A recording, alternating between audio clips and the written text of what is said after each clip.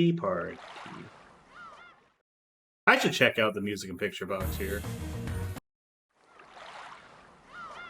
Oh. Hmm? I love this one.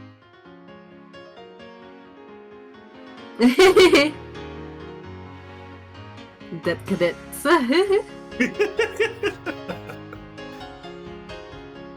This is neat. I do like this. It's so rare that you have a moment where this song is appropriate for it, though. Yeah. Oh, give me 1 second. I forgot to put my wallet back in the game. I was like, what the hell am I sitting on? Alright, there we go. White bread. Are you saying,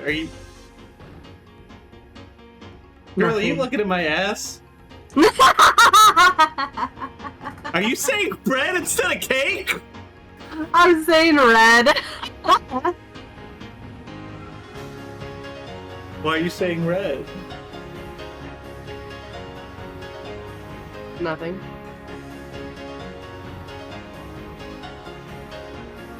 Pull my pants up.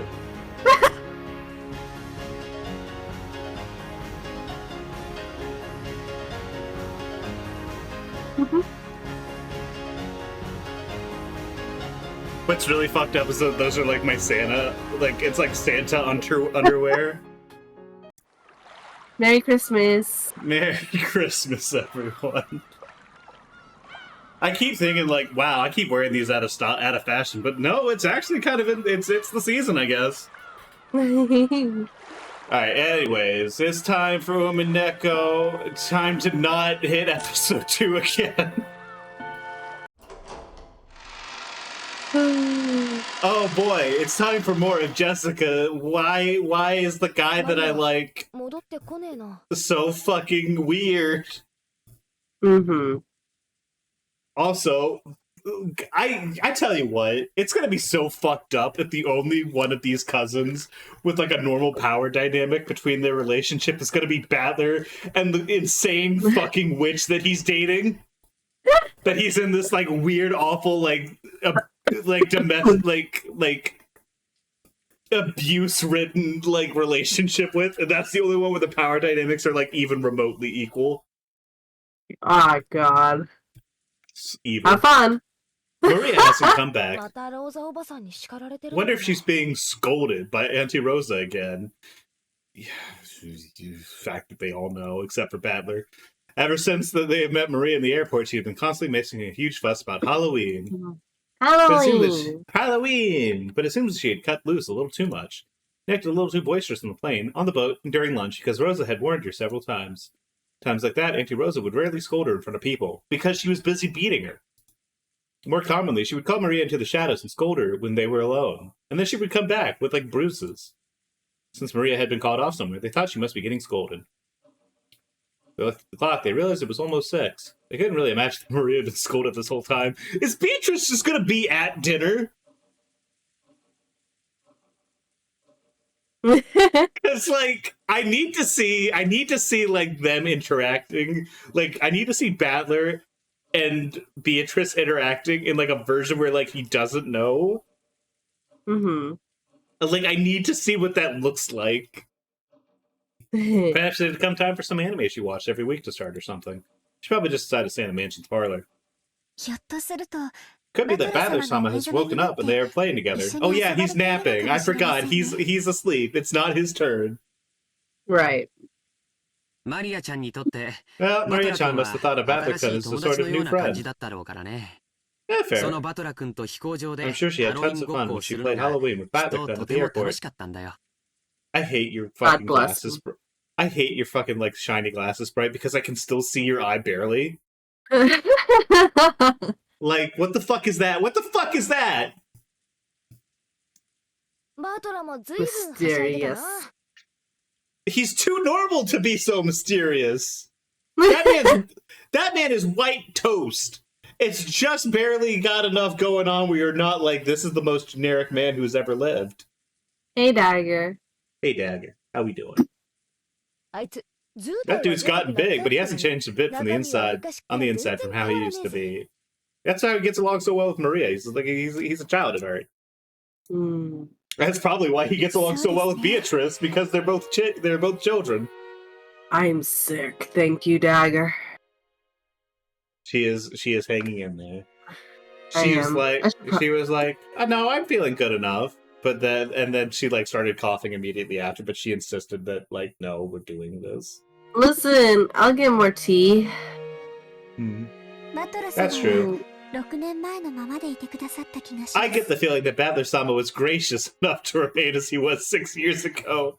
Yes, he made a conscious effort to not change. He is so cool for that. When you're mentally sick forever. Shannon, do you remember how Battler-kun was 6 years ago? Yes, because he was, well, very energetic. I actually need to pull my pants down a little bit. I pulled them up way too high, and now it's like actively like, this is uncomfortable. Just take them off. Giggle. Giggle. Girl, I'm blind! Eddie and I have been kind of hanging out all day, more or less.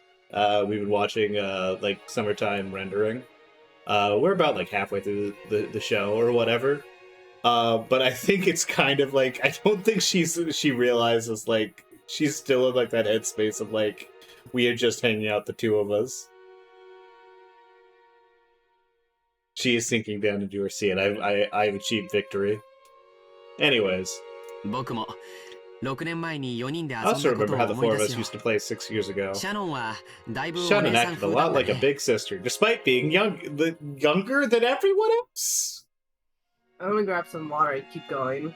Is this George saying like you were very mature for your age, Shannon?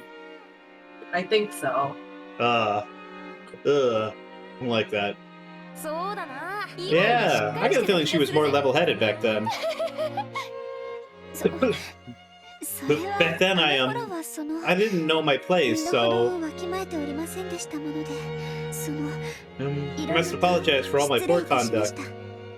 Hello, no, arriving at George being weird. It just keeps happening. Like, he's normal except for the parts of him that are like bad in all the normal ways. There's no need for all these professional manners. Your work aside, when you're taking your break like you are now, I like it if we could all be friendly together like we were back then. Yeah, totally. There's no reason why you can't separate the servants, Shannon, from the off-duty style. It's just that you're furniture, though. You aren't a slave, you're just working a job as a servant, right? God, Jessica, if only that were true. He's hope. I think of you, Shannon. No, Saya, as my oldest friend. That's really sweet. Thank you very much, milady. I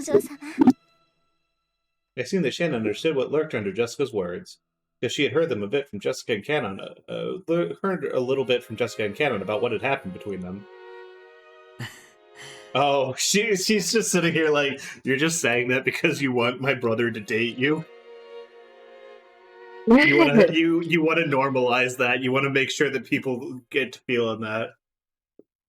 Sorry, I'm opening up a giant bag of chips. Just say you hate me. I'm sorry. Alright. Apparently George had also been informed about that, more or less. George approached the window and looked up into the darkening rainy sky, and he looked back at Jessica and said, "Skill issue." I actually just realized it really is raining outside the window. Yep. It's neat. Cannon is still young, and I think in some ways he tries a little too hard to be mature in his own way of thinking. I love how they didn't even bring up anything about Cannon, but like literally everyone is like, listen, I don't think that Cannon, and then like if I was her, I'd be so fucking embarrassed. Mm-hmm. Oh, she's mortified. It's over. Mm-hmm. Fine, quit it already. It's my fault too. I think part of it was I got sucked in by the atmosphere. And maybe after looking after you two, I got a little jealous and started feeling a little rushed, and might have been a bit sad to. Her teethy smile. Who cares about me, anyways? More importantly, how's it going between you two?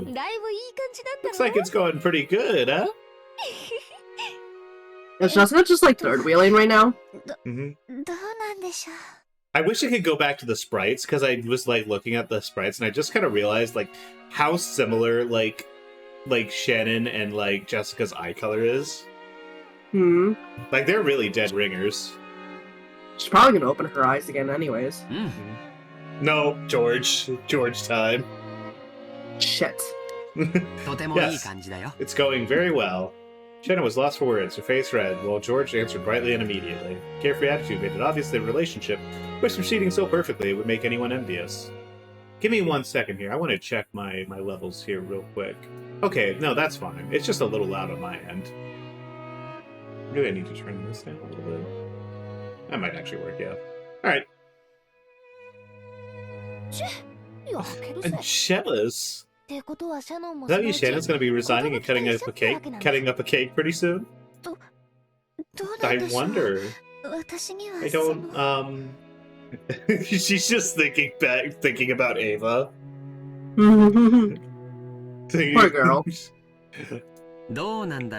Wonder, right? How could I know? George laughed like he was being mean and drew closer to Shannon because he is being mean. This is how he. I hate George. He sucks. I do kind of. I think it's like a humanizing element that he's like kind of mean to like that's his form of intimacy, is being kind of mean to somebody. I think that like I don't know. I don't know what you're talking about. Anyways, I mean to cut you off. No. I just think it's it's relatable. It gives him like a little bit of texture when normally all you're looking at is Teflon. Everything just kind of slides right off of him. He's too normal. It was probably the way they usually flirted when they were alone. Jessica could only smile awkwardly and say, yes, thank you, that's enough. Ushiromi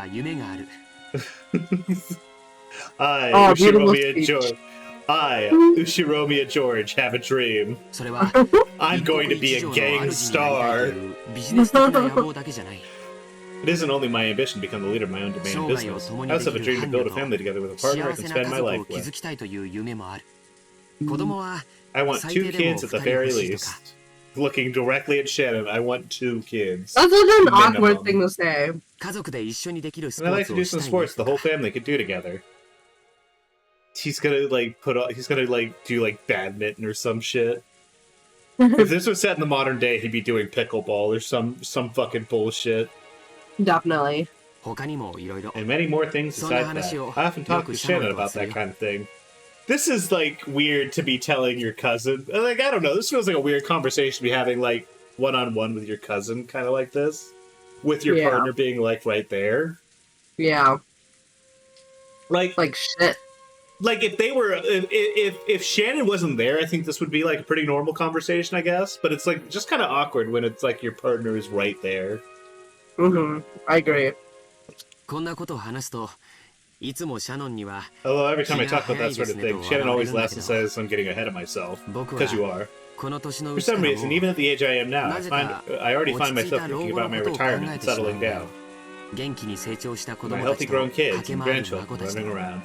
Wow. And about how nice it will be to spend my final years at the slow place, run by that, together with Shannon forever. Jesus, dude. Calm down a little bit.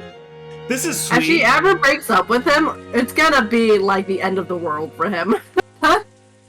It would be really funny. I mean, part of me thinks that like this is really sweet, and I think that if like it had been kind of anyone else instead of Shannon, I would be like, this is like really sweet, George, you're a good guy. It's just that like the dynamic with Shannon is so specifically fucked, you know? And like there's the age gap, there's the fucking power dynamic weirdness, there's the shit with Ava. It just nothing works. It just really doesn't. Like they're clicking despite they're clicking despite themselves, you know? Hmm. I really wish he was older, then it could just be the power dynamics. Honestly, if you got rid of one of those two, I think it would be fine. Right? Like, the age gap is still, like, a problem. But, like, if it wasn't for also the power dynamic thing, it would be at least a little bit less, like, fucked up, right? Yeah. You're definitely getting ahead of yourself. Right? How should I say it? It sounds like you, George Nissan. I also, you know what? Actually, I take it back. She's in high school. Never mind. Fuck this. Fuck this. Like, I keep forgetting that they're, like, not, like, adults. Because they feel kind of like, just like early adults, you know? They do feel like that way. I have to constantly remind myself that we just got through with a school festival arc. Yep. Being surrounded by a family like that would probably be so wonderful. Personally, her being like 16 is a killer of the sweet couple vibes. Yep. Yep. Well, it's just like, I don't know. Like, you look at their dynamics and how they're acting and how they're talking to each other, and they sound a lot more like first or second year college students, right? Mm-hmm. I don't know. Oh, I think Shannon eyes are a bit grayer in color. Thank you for pointing that out. Yeah, they're like slightly grayer, but like, look at them. It's like incredibly similar. Yeah. I don't know if it's just like the art style. Like, a part of this is just like, is it the art style, or are their faces like incredibly similar too? Is it same face syndrome? It's hard to tell sometimes, you know? Yeah. How much of it is style and how much of it is like, no, these are intentionally meant to look similar. To Shannon, who was raised in a welfare institute, the harmonious image of a family was probably something she had yearned after. And George, who promised her that he would definitely grant her that wish for her, was surely a fitting person for her to spend her life with. Shannon was an important friend to Jessica. George was surely the one most fit to entrust that friend's future to. Well, I don't want to throw cold water on you guys, but Uncle Hideyoshi will decide what's going to happen with Auntie Ava. Well, Auntie Ava's going to try to stab Shannon with a knife. Yeah. Actually, Shannon already has the answer for this. Yes, wouldn't it be tough to convince her? and Shannon just starts like nervously chuckling, like I'm about to have a mental break. She starts crying. Yeah.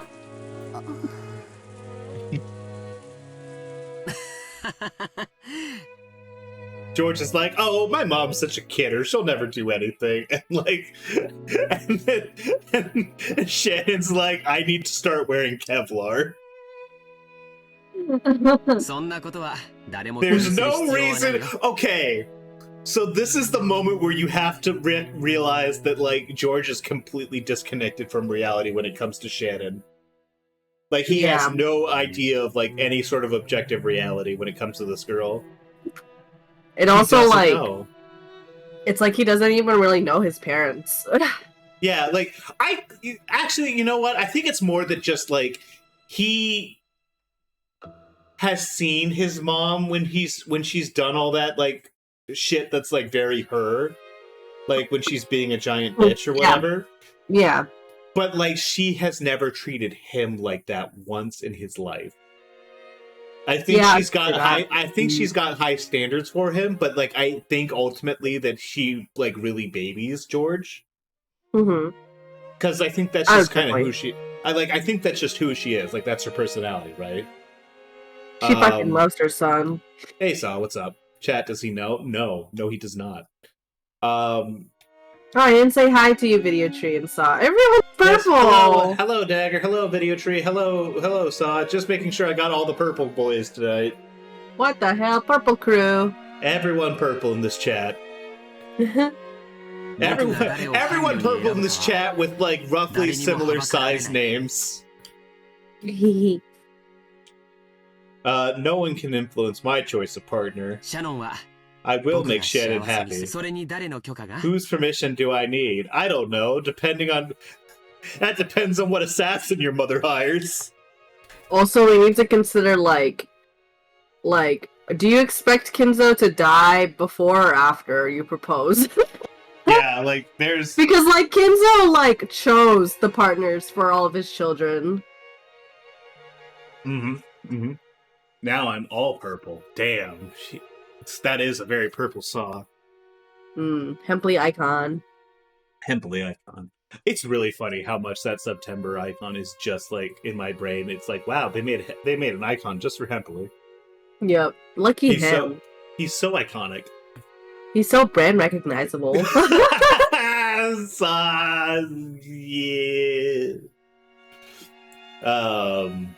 Whose permission do I need? Jessica's like, ooh, that was cool. You're delusional, but kinda cool. Can't believe you could say something so embarrassing out loud. That's really funny. I thought you didn't used to be that kind of character. Leave a boy for 3 days and you'll hardly recognize him after all. Ignore the fact that we were just talking about how Battler is the exact same person he was when he was 12.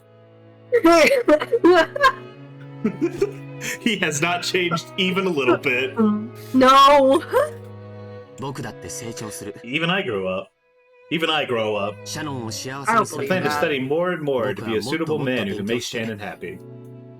Seeing that perhaps George had some kind of awareness of how embarrassing the words coming out of his mouth were, his face turned very slightly red, and he scratched his head. George sighed. It's alright. I'm sure Mother will be difficult, but you can leave that to me. I'll show you that I can make the whole family accept you as my partner. Oh, if you told every single one of the Ushiromiyas that the sky was blue, you'd have factional infighting within 30 seconds. Yeah, They'd be like, well, if you flip the chessboard. If you flip the chessboard, really the ground is the sky.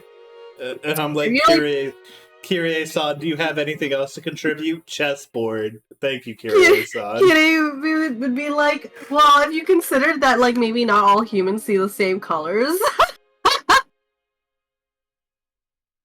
Thank you, Kirie. We'll take that under advisement.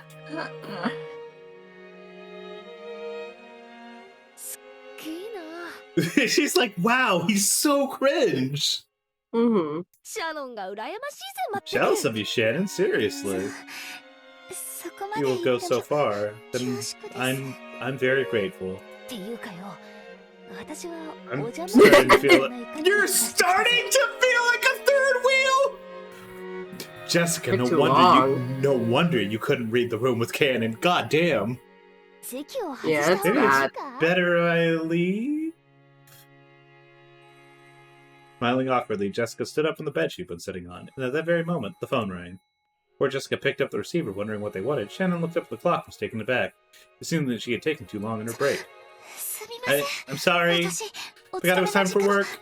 You'll excuse me. Same time that Jessica picked up the phone, Shannon began dashing out of the room. Again, same time, same place. George! Why you gotta be a gross sex pest, like, right?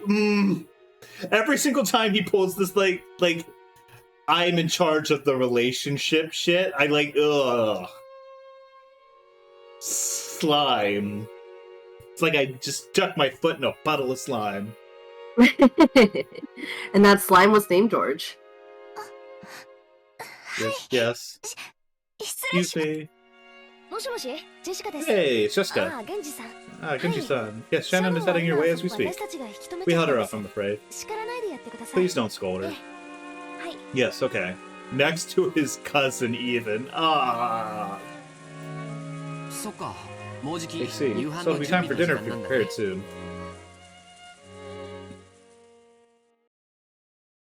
I need to see what this dinner looks like with Beatrice there. Mm-hmm. Many plates were lined up on the counter in the kitchen, and preparations for dinner were proceeding steadily. The number of plates that were lined up there was 19.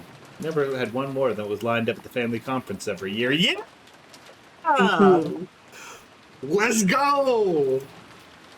I can't accept it! Why can't I deliver it directly? I'm sorry, Chinman. I kept forgetting about just how weird his fucking chin is. Yeah, Gota sucks. I mean, listen, I get having the rug pulled out from under you for your big family dinner that you've been planning all year. I get that sucks. Bro, not now. You don't want to get involved in this shit. He doesn't know how important this is. Goda-san was flaring up against you, paying no heed to the pot that was boiling over. The master enjoys having his food alone in the study, so the food must be set out in the study. Of course, this is nothing new, you understand. Goda-san would really like to set the table for Master with his own hands, as he put his heart and soul into the cooking. Oh, he's talking about for putting it in the study. The Master had imposed a strict rule that none but the servants bearing the crest of the Golden Eagle could enter his study. Well, Goda-san could meet the Master from outside the study. Not once had he been granted the honor of carrying his cooking into the study. Goda-san was always unsatisfied with this. Of course, he knew that he was a newcomer in terms of years of service. However, he has accumulated plenty of experience from his previous jobs, and he is strongly confident that he would be able to conduct himself properly, even in front of Kinzo, in a way that would not insult him. And yet, just because he is now permitted the Golden Eagle, he still hasn't been blessed with this honor. Oh, Oh, hey, it's Kumasawa-san. It's Kumasawa-san perspective. You know, she doesn't have the Golden Eagle either, does she? Give me 1 second, I I'm don't gonna check. remember.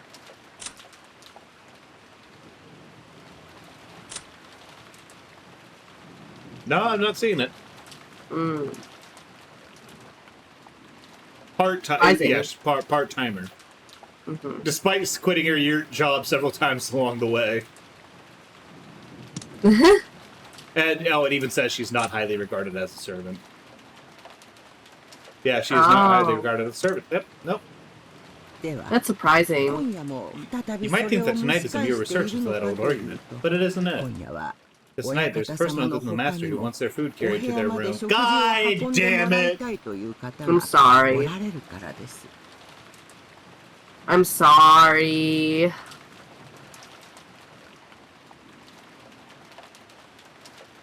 Anyways. They were made for each other. Apparently, this person is a very rare and honored guest, and there's been a strict order to treat this person in the same manner as the master, the family head. Maybe it's because she's half retired. Maybe, I think it's because she's like a part-timer, and she's just been kind of coming in and out, as opposed to Genji, who is like, I am here for life. I am furniture. Because I don't think I've ever heard, like, Chiyo or, like, Kumasawa, or however you want to call her, like, even once be like, furniture. That's true. Goda-san must have wanted to earn points by serving this honored guest with his own hands. I'm just imagining Goda and Beatrice in the same room, and I feel like it would just go like that one thing of like Dr. Manhattan going like this and just like vaporizing him immediately. Like Beatrice would just like, she would take one look at him and be like, no, goodbye.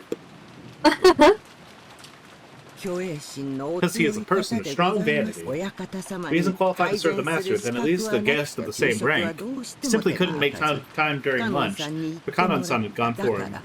Therefore, he truly desired to serve tonight's food personally, the best dinner of the year. It would be pretty funny, Dagger, I agree. Genji-san had a problem with that. Something about how Goda-san didn't have the one-winged eagle. After being once again scolded that he wasn't qualified, Goda-san had lost his patience. Ah, how heartrending, Goda-san. I cannot do anything more than watch like this from the shadows. Oh, I can't do anything else for you. I'm so sorry. Fuck it, if you're just gonna hang around, fucking set the table! Fuck you! She's so funny. She's so funny. If you have enough free time to dawdle around, please prepare the dining hall. Is the tablecloth ready? Oh my apologies. The spring noise! I love her. She's so funny. When it became her turn to bear the brunt, Kumasawa softly disappeared into the hall. Bye-bye. Is exactly the same rank as the master. We must respect the same rules that we respect for the master. But you will devote your attention entirely towards the task you have been given and attend to the family. I don't mind if it's you, Genji-san, but it's really alright to let a child go like this, go to such a guest. If she made some blunder, it would be quite rude. I know that they have served here for a long time, but it's not as though they have undergone a proper apprenticeship. You will allow me to speak freely, but it's not a proper canon to entertain guests. How does it feel bad for Goto and Kuosama's being normal working-class folk dragged into this family of magic murder? Yeah, it's rough. Mm-hmm. Like, Goto kind of sucks, so, like, I don't feel quite as bad, but, like, Kumasawa-san's funny. So... Yeah.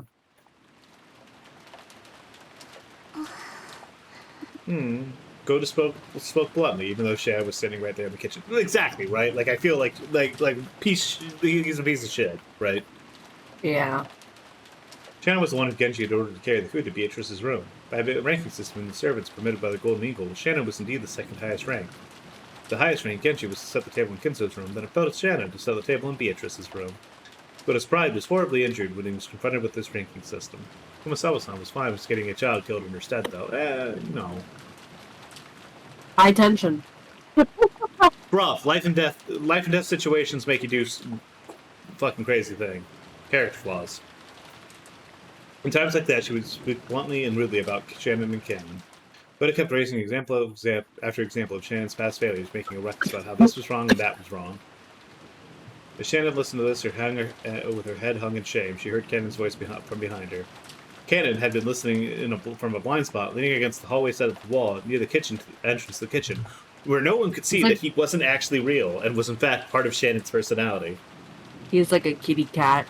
Mm-hmm. He probably knew that if he entered the kitchen, sparks would start to fly his way.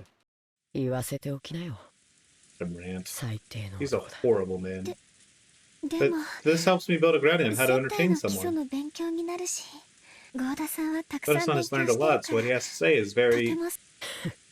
You sure are nice.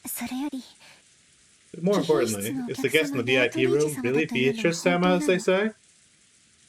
Kevin is pretty cute. Yes. I met her when I was set to set the table for her during lunch. There's no mistake, it's her. Really? Was she doing well? Fuck that bitch. I hate that bitch. If Canon's like too well, she should be in hell. I pray to the gods every night she goes down. I hate this bitch.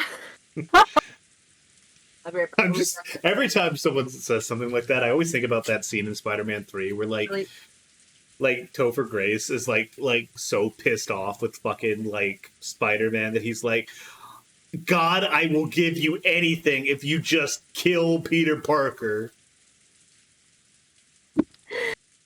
I need him dead. That. Like, there's an entire scene in the church where he is like hanging on to a pew, like he's having a crisis. He's hanging on. Give me 1 second here. I need to demonstrate. He's hanging on to it like this, like this. He's like begging. He's on his knees. He's struggling. He's like, God, please, I'll give you anything. I'll do anything you ask. Just kill Peter Parker, please. And then, like, and of course, Spider-Man is getting, like, the Venom symbiote, like, wrung off him by the bell at that point, and then the Venom goes and, like, hits Topher Grace. Oh my god, what a fucking iconic hater. Like, I'll be the first to admit Spider-Man 3 has its problems, but god damn, those scenes are so much fucking fun. Mm-hmm. Oh my god. Well, this was... Anyways, back to Umineko.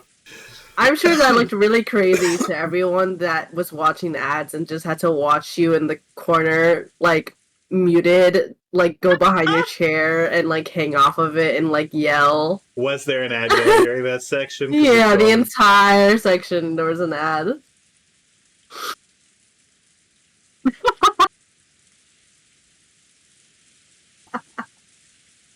Oh, no. Well, you win some, you lose some. That's the extra content the subs pay for. Mm-hmm. Can I remember that he and Shannon had different impressions of Beatrice? How it took him this long to remember that's crazy. I thought you knew your sister. To Shannon, Beatrice was the Cupid of love who had granted her magic to create her relationship with George. Judging by her happy expression, it looked like she couldn't wait to inform Beatrice of how her relationship with George had progressed. However, Cannon already knew. That witch had come here with a terrifying goal in mind. That vague witch, in the past only visible to them, had now walked openly through the front door, and had revived enough that they could now carry food to her. In the past, when she had disappeared from in front of Cannon, the witch had said something about how her power was still weak. Now that the witch could appear openly like this, does that mean she had finally returned to her former power? And she had said clearly that she had sown the seeds of love with the knowledge that it would fail. She had said clearly that the day had finally come when the door to the Golden Land would be opened. Sorry, you gave me a stroke when you were reading that. Yeah, sorry. They're doing that thing where they phrase it like in like sort of like weird like phrasing. They use like slightly odd phrasing, and it's throwing me off just as much when I'm trying to like read it kind of fast. Shannon, she will perform some bizarre ritual with the master, and will certainly do something unimaginably horrible, and no one can resist that. What are you talking about? She came here as the master requested, so that the door to the Golden Land would open, and so that everything would be returned to the Golden Land. She said that to me clearly. In the past, the two of them, as furniture working for Kinzo, had been told what the opening of the door to the Golden Land meant. How old is Shannon, by the way? She's 16. Hey, human. Hey, human. Therefore, even without asking a single question in response, Shannon understood everything. So she grew deeply hopeless. Something tore at Cannon's heart as she saw her expression twist with grief.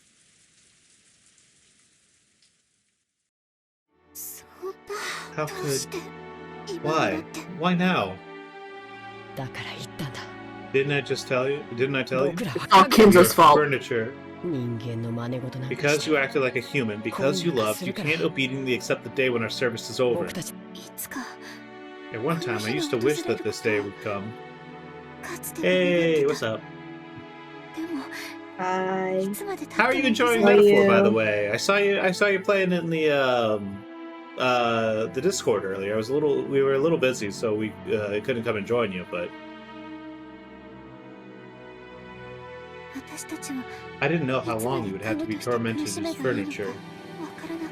So I thought if the day of rest wouldn't come for all eternity. I thought that too. I believed that it would definitely come someday. So I never forgot that I am furniture.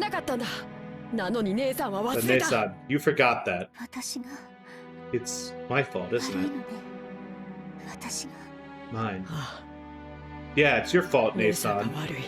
If only you hadn't known love, we would both be happy that this day had finally come. It's good, and I love Stroll immediately, and hate, not spoilers because you came to hate him before you know his name, Luis. Yeah, Luis is very Griffith coded. He's like immediately like smug and hateable. He's a really good villain. I think that like, I don't know, there's like a lot of like really incredible like character work being done in that game. And I think it's got like the strongest cast that they've ever put together. It's good. Also, their design team is like knocking it out of the fucking park. Everyone looks fantastic. You built up meaningless attachments, even though it was a world that you would definitely have to leave. Will the ritual begin tonight? Probably.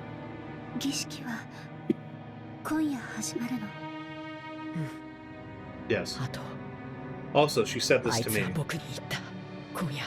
Tonight, George-sama will probably give you an engagement ring, Nei-san.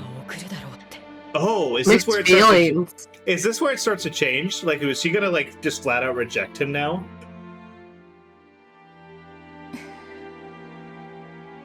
That was a fact. George should have snuck an engagement ring into his pocket today, and surely he would hand it over tonight. He joined you together, planning to use you and George-sama as the sacrifices for the second twilight. I know, Kenan, you fucked this up. It's supposed to be a surprise.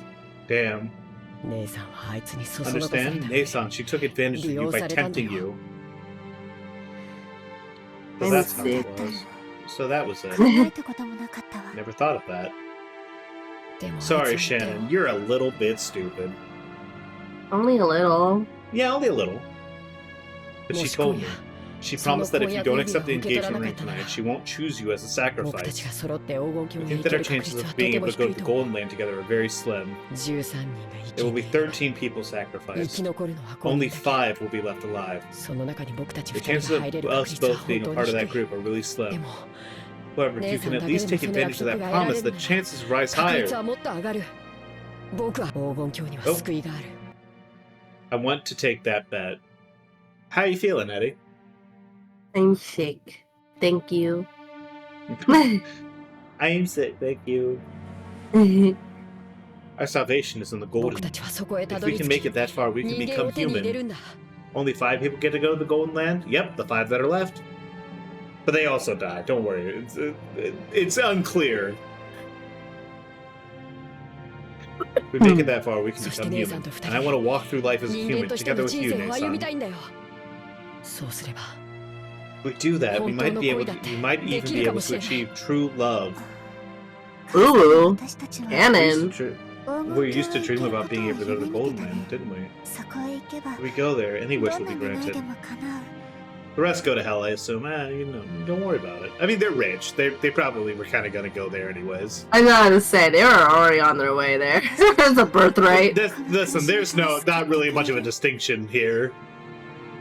Will we be any wish will be granted. We will be saved from this pain. We believe that. However, in this ritual, only a few people chosen by fate and chance would be invited to the Golden Land. Everyone else would lose their life as a sacrifice midway through the ceremony. In the past, Shannon and Cannon had thought that whether they reached the Golden Land or were made sacrifices, it would all be the same because they would be released from their duties of furniture either way. So in short, the ritual had been something that would definitely grant release to furniture like them. I don't like it. Together with you, I want to take back all those hard times we had. I won't become a sacrifice. You and I will remain alive, and we'll reach the Golden Land together. So I won't let you become the sacrifice for the second twilight. Please, Nei-san, don't accept that man's ring. Don't accept it. She promised not to select you as a sacrifice. How many non-adults? There's Shannon and Cannon. There's George is an adult, so he doesn't count. He's like 20 or 21, something like that. But Battler is like 17, I think. So yeah, 17 or 18 or something like that. I'm close enough that I'm willing to count him as a child either way. 3 cousins and 2 servants? Yeah, so 5 people. And those are the 5 people that kind of were left, right? Last time? I think the servants died. Yeah, the servants did die. The Cannon George was still alive at the end. Yeah. Yeah, Shannon and Cannon both died. Last time. What's her face? The fucking Jessica's mom survived-ish. Oh, almost. Yeah, almost. Anyone under 26. She lasted kind of long. Yeah, fair. That's something I can't do. Tonight's ring is very special. I still think George should die, though. I agree. My heart won't permit me not to accept it. To not accept it. The witch decides the ritual sacrifices arbitrarily. That witch has promised to overlook you at least, Nei-san. You at least will definitely be able to go to the Golden Land. Me at least. What about you, Canon-kun? The witch's game is enough for me. Let's look through her evil hand. I am not powerless. I'll grab that small chance and I won't let go. After all, our lives are temporary, aren't they? In order to begin our real lives, let's make it to the Golden Land. Let's gain our humanity. And then, maybe like you, Nei-san, I'll be able to know love. Maybe I won't have to call myself furniture and make people cry anymore. Aww, he does feel bad about what happened with Jessica. Mm-hmm. I don't want to be furniture anymore. I'm gonna become human. No more pain. I'm gonna end it all. There were tears in Cannon's eyes. It had taken Cannon until now to notice. Shannon hadn't been the only one to know and suffer the taste of love. He had too. The tears Jessica had shown him that day. and her painful smiles in all the days since as she tried to smooth things over and brighten her mood. Had slowly wrought the same kind of change on Cannon's heart without him knowing it. I think Kinzo should die. It's all Kinzo's fault, for real. I think if he had just chosen like a different day. I think Kinzo should be pushed out of every window he gets next to. Mm-hmm. Anytime he's next to a window, there should be a pair of hands ready to push him. What's up with the furniture thing? So there's like a class of servant in the house that has like the one-winged eagle on their like shit. So in this case, it's Genji, Cannon, and Shannon, who have been like brainwashed and indoctrinated into this idea of like them not having any human worth. They're merely furniture, and they don't love or like have human emotions in the same way. And like their only purpose is to serve. They are not real people, kind of. Or at least that's my understanding of it. Like they never really come out and explain the whole like exact logic behind everything, right? Like you're just left to kind of infer. Uh-huh. Anyways. But yeah, it sucks. It's bad. Shannon, I have been calling you for ages. Shannon snapped her reality at the sudden sound of Genji's voice. Apparently she had been called for repeatedly. She hurriedly answered. When she turned around, Cannon had disappeared, or like maybe he had never actually physically been there in the first place. God damn it. It seemed he didn't feel like showing his tears to anyone. Wow, I can't believe Shannon's bisexual. Good for her. I'm sorry for being distracted. I can't. I had Cannon handle lunch, but properly speaking, as the next one ranked after me, you should have been the one to take it to her. Beatrice-sama is the most honored guest of this house. There is no more honored guest than her. Please think of her more as another master of the mansion and be polite. I must impress upon you once again. Please be very careful not to make any blunders. It's quite painful for me to entrust this to someone as inexperienced as yourself, but there's nothing we can do about the house's rules. I'm sincerely counting on you. You do. Fuck you and fuck your chin. Fuck you. Fuck your chin. I do like how there's like this almost like kind of ripple effect from like his chin to his like lapel to like his like collar to his bow tie. I know. It's so distracting. Mm-hmm. With an expression that told her he definitely wouldn't forgive any mistakes. Shannon too thought that Gota should do it if he wanted to that much. By considering it as her responsibility as the one who'd been granted the golden eagle, she had to give up. Besides, I want to meet Beatrice. What will I talk about? What will I ask? I don't know. Will I show gratitude? Or else grief? Or else what? I don't know. Shannon loaded the witch's food onto the serving cart and left the kitchen with a slow gait. I wish they used a different term like set pieces there, just background stuff in the play that's Kinzo's life, because the thematic aspects are clear. I mean, it makes sense. I understand why they say what they say, and like, you know, like the furniture is still relatively clear with the metaphor, but the person knocking was Krauss. Father, today is our annual family conference. Half the siblings gathered here to get a glance at you, Father?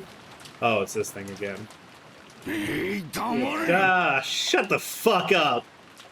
I have told you that I won't leave. I imagine that you are there too, Genji. Why haven't you had my food brought here as I ordered you to? Kinzo screamed through the door. Genji was waiting behind Krauss. Your mirror has been prepared so that it may be carried to the study.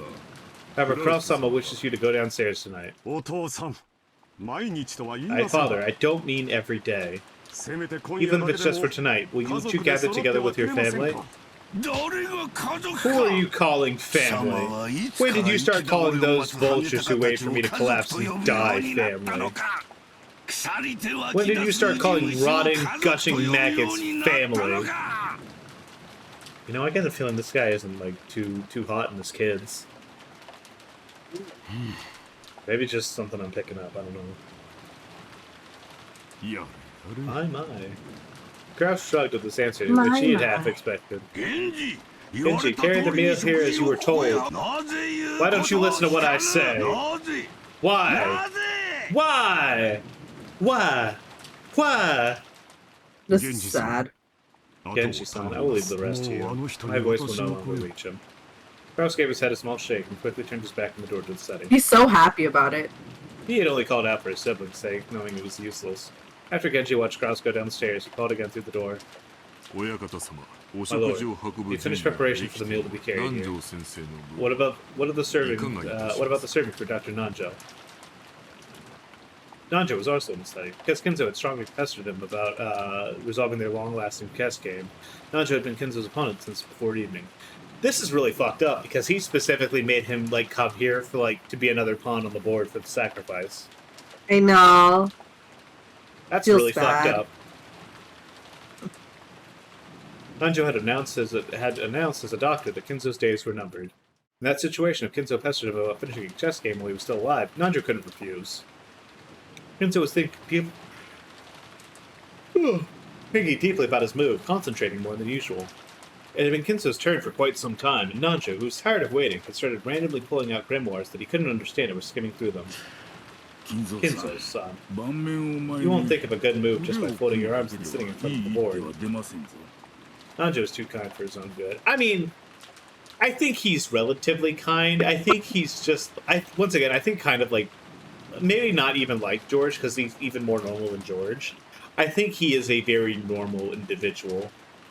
He is just like a normal family doctor who's friends with this eccentric, rich old man who they play chess with every once in a while. And like he's got his professional obligations. And like he's relatively nice up to a point, but even he has his limits when it comes to that. Nanjo's like, Kinzo, your days are numbered, and Kinzo's like, no. You. I don't know. I think above all, I think he is the most normal character, I guess. In a way, yeah. Wonder if it wouldn't be good to take a break and refresh our minds. Peace, Silent. That should be good enough. Thanks. That hole will be penetrated by the bishop of the night.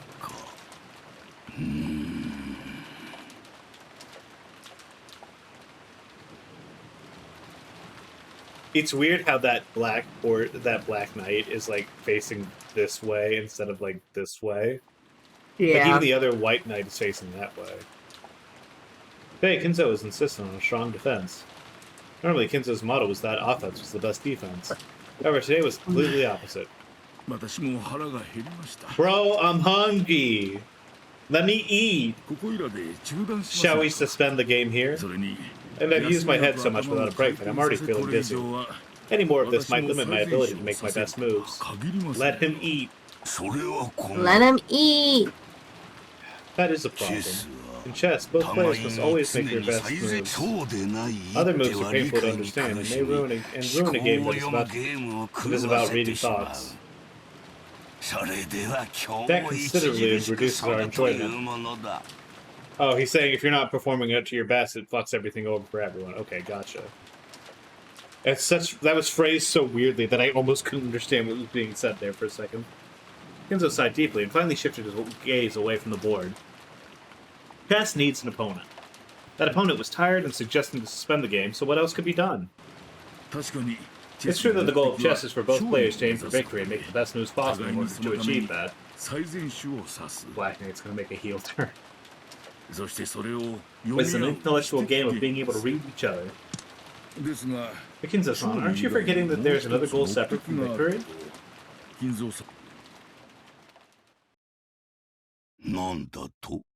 The fuck are you talking about? What? What goal could there be other than victory? Oh, enjoyment. It surprises me that you would forget even that. Through chess, you get to spend some fun time with your friends. Aww. You see. Aww. Even Kinzo's like, aw, I feel like an asshole. Yeah, you got me. それは I 確 believe か those are words I said to ずい you a ぶ long ん time 昔 ago. に私がお前に言った言葉だったはず。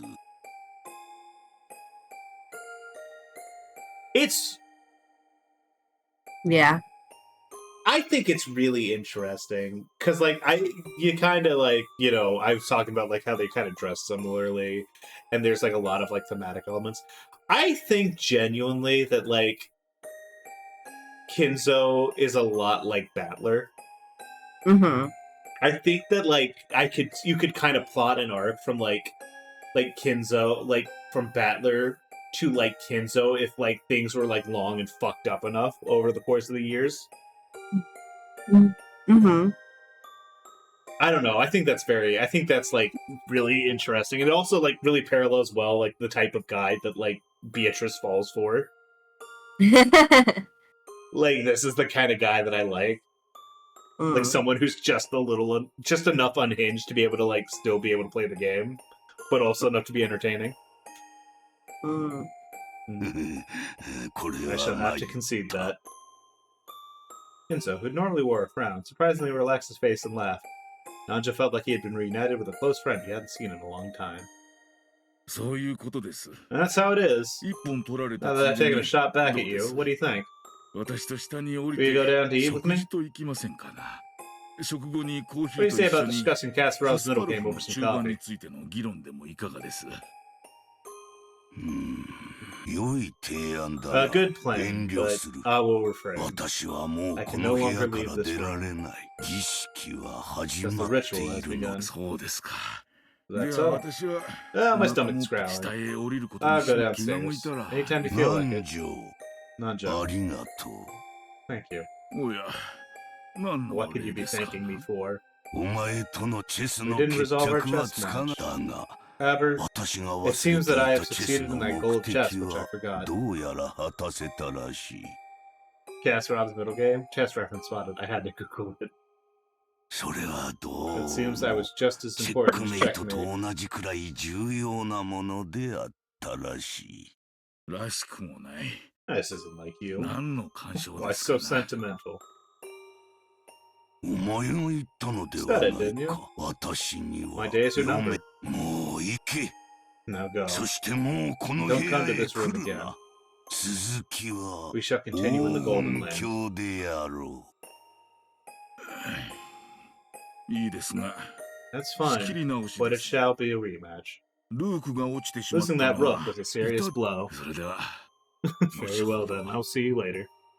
Nanjo kind of reminds me of a dog. 後ほどな A。little bit. He's got that bushy mustache sort of thing.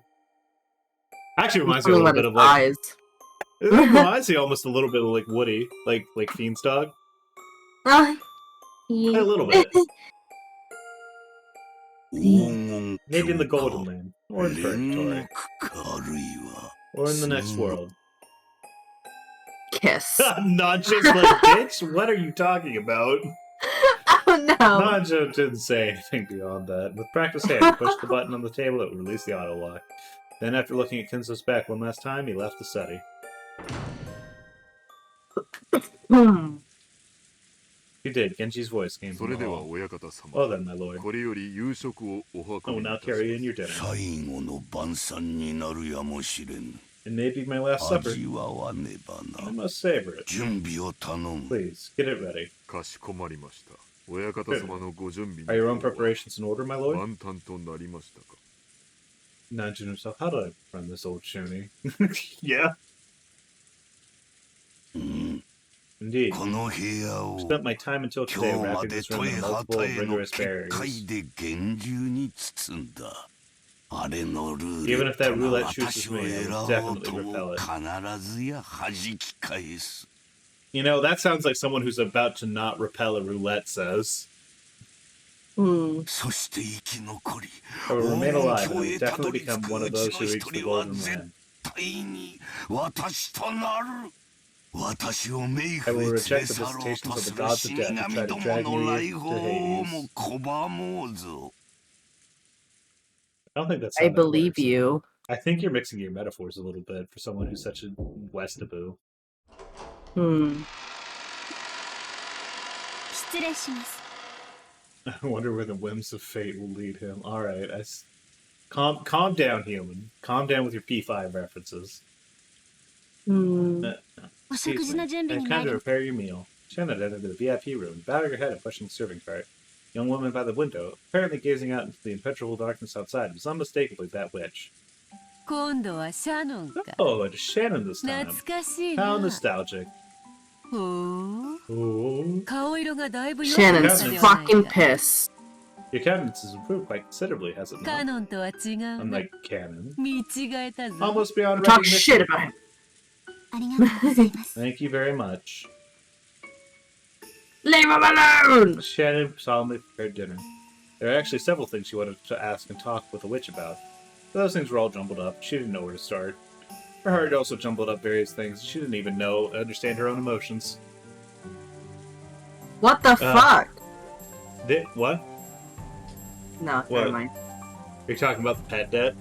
No.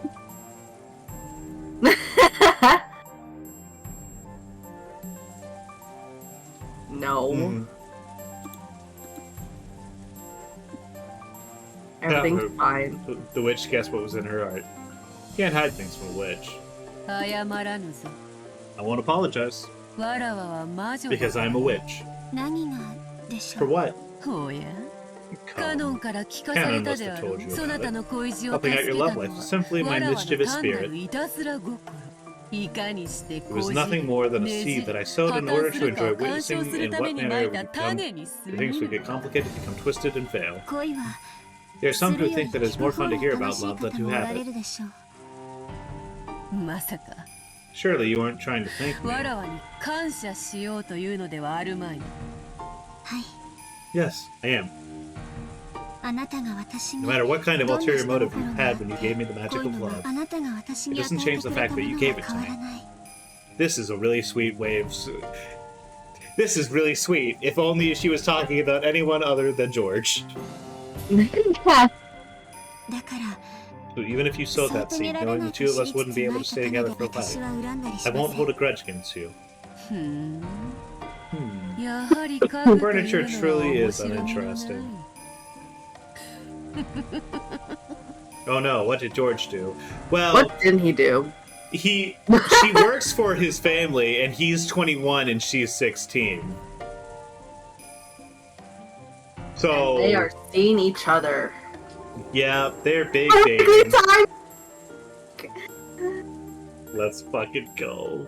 Keep Hey, I talking. think It's funnier this way. No, I think you should reenact the Spider-Man thing again. Yeah. Okay. Let me. Yeah. Give me 1 second here. Go, white boy, go! You got a minute. God, please kill Spider-Man. Anything. I'll do anything. Just kill. I need Peter Parker dead. I was gonna I say, need is it him Spider-Man dead. or is it Yeah, Peter no, Parker no, specifically? No, it's Peter Parker specifically. Like it's Peter. It's not even like Spider-Man. He's just like Peter Parker ruined my life. That's even funnier. It's just It's- like he looks like a random guy. He's so fucking bad. Yeah, it's just like he got exposed for like faking photos or whatever, and he lost his job and like his fiance or whatever. It was really funny. Anyways, Anyways, you got 15 seconds left to be dramatic. no, I'm good. I gotta get back in the position. Take a sip. Gotcha. And you're gonna end it with, and that's why we hate George. And that's why we hate George. I pray to God every day that George dies. Yep. Fuck George. We all hate him, and that's why. All my homies. Did you hate get all of George. that? Yep. No, basically the long and short of it is Shannon works for his family, so the dynamics are already kind of fucked to begin with. But also, like, she's 16 and he's like 21, so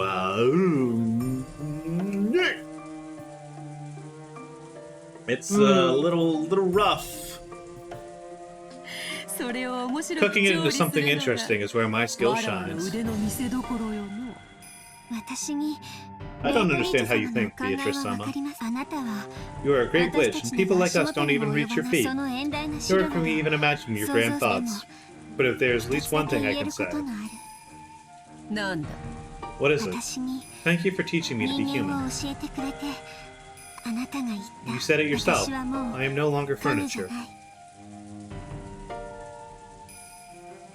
I don't know. I think that's a really interesting perspective to look at.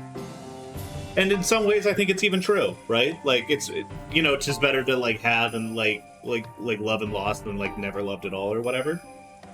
Like even if like she only gave it to her with the intention of like being able to watch as it was taken away from her. Like the fact of the matter is she still had it, right? Like Yep. love is like important and worth it from that perspective. If only it wasn't George. I know. I feel bad for Shannon. Her choices were very limited. Mm-hmm. 黙れか Furniture. Or whatever. That's Or whatever. Thanks, Saw. I think awesome. 真の人間なのか if you were a true human, hearing the announcement of your death on the day that you were to receive an engagement ring should have had you 嘆き狂い dancing て around 踊 mad り with 出す grief. だろうなのにそな But what of you? 達観し Your face 全 looks てを受 enlightened け as 入 though れた you ような accepted 顔つきで everything. はないか Sorry, Beatrice. She's like actually maybe literally built different. She's so mad. Oh, she's so mad. 実に拍子 I love の that Truly an expression. anticlimax. Furniture. いいえ Her mouth looks like a little fish. Look, it's like you Mhm. get the little fish It in the does. tail. 私は I am not 彼じゃない furniture. 黙れ家具 Silence, furniture. 黙りません I won't be silent 家具ではありません because I am か not furniture. わらわの命 Are Are 令 you は saying you won't 聞け listen ぬ to と my orders? 家具なら命令に Furniture 従う obeys でも orders, 人 but a 間 human は decides for 命 herself 令 whether に to 従 obey the うか orders ど or うか not. をだから私は So I won't obey your orders. Oh shit, she's saying it italicized. She means that shit. Damn.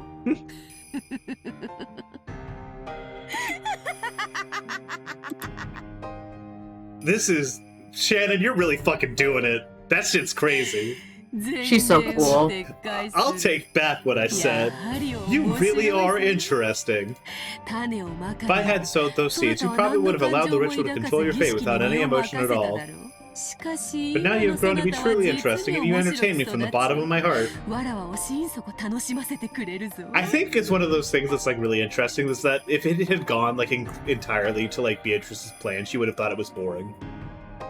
Yeah, I think so too. She I think she lives for the moment where things kind of go sideways. Mm-hmm.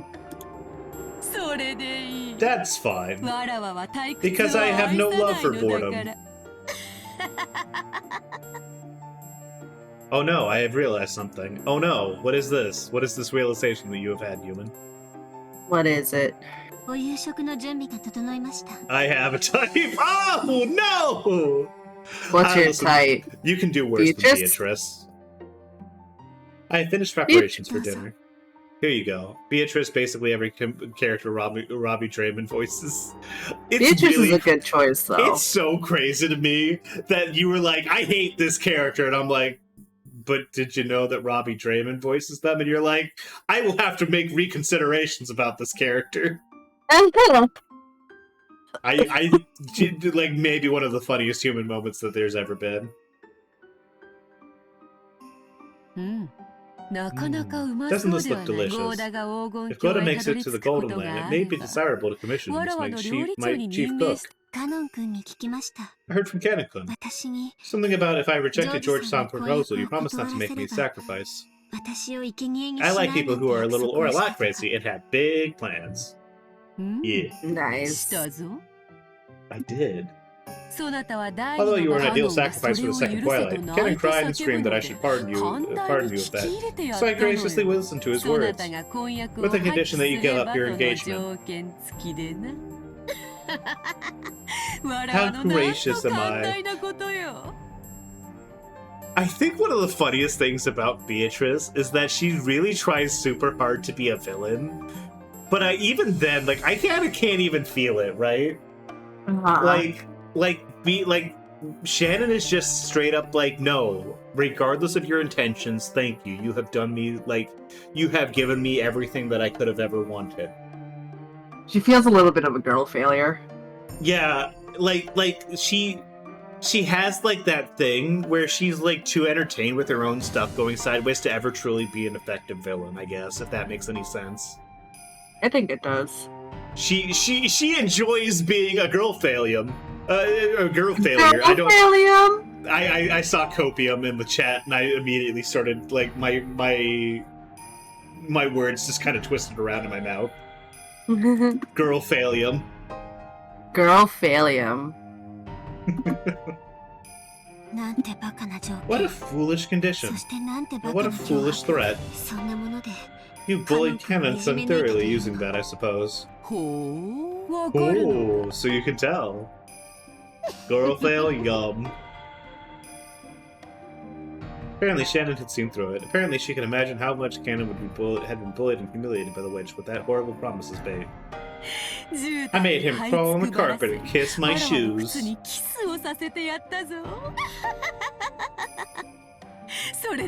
that's not all. Do you want to hear the other ways in which I humiliated him? Shannon silently shook her head. Not particularly. I have finally come to understand you.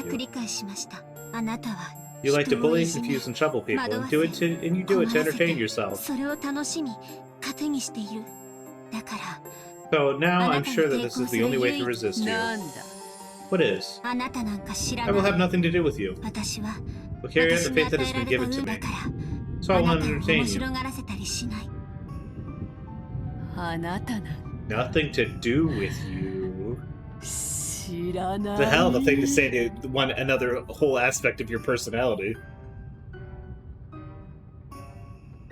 Naming a new element I discovered, girl failium. The witch's features twisted in hatred for just an instant. It disappeared immediately. But the expression that rose to her face for only a brief time was unusual for the witch, who had never broken her malicious smile. I suppose that's one way to resist. She's coping so fucking hard. Yep. Interesting. I like it. You don't. I'll kill you. Shannon really did say, like, real winners quit. Bye. Together with your lover. If that's the fate you've decided, that's up to you. I won't be afraid of that or go against it. So I don't believe the grim fate will start occurring now as something controlled by your will. She's like, actually, you're just as fucking powerless as the rest of us. Fuck you. Damn. We humans don't know anything about our possible future fates. That's how we live to the fullest, following our own beliefs and destinies until the last.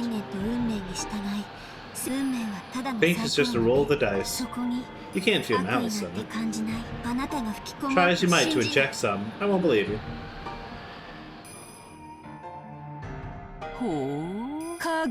Even though you stop being furniture, you have no fear of death. It seems you think that it will bore me, but that's a huge misunderstanding.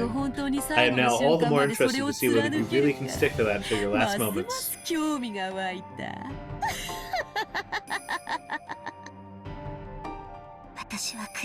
It's so frustrating. Why did you take the form of a human, appear in front of us, speak with human words, and ridicule us? If you hadn't appeared in front of us, if you hadn't predicted the future, we wouldn't have been able to live life to the fullest until the last moment. Yeah, and it's like, even Shannon's kind of realizing that, like, despite all of her fucking big talk, it's like, she's kind of done nothing but help people for the most part. Mm-hmm. Like, she's, like, phrasing it in such a way where it sounds like a bad thing, but if, like, she is just as bound by this and it started by Kenzo, then, like, it's not like really she really has a choice in the matter either, really. Everyone's trapped. Then, yeah, so fucking even Shannon's like, you're not even a villain, fuck you. What the hell are you doing? This is, like, what the fuck is your problem? Why are you like this? And she's just like, shut up, I'll torment you, you're so interesting. Fuck shit, god damn it. That's what witches do. We live off your fates, reigning as a higher order being, as high order beings as over low order beings.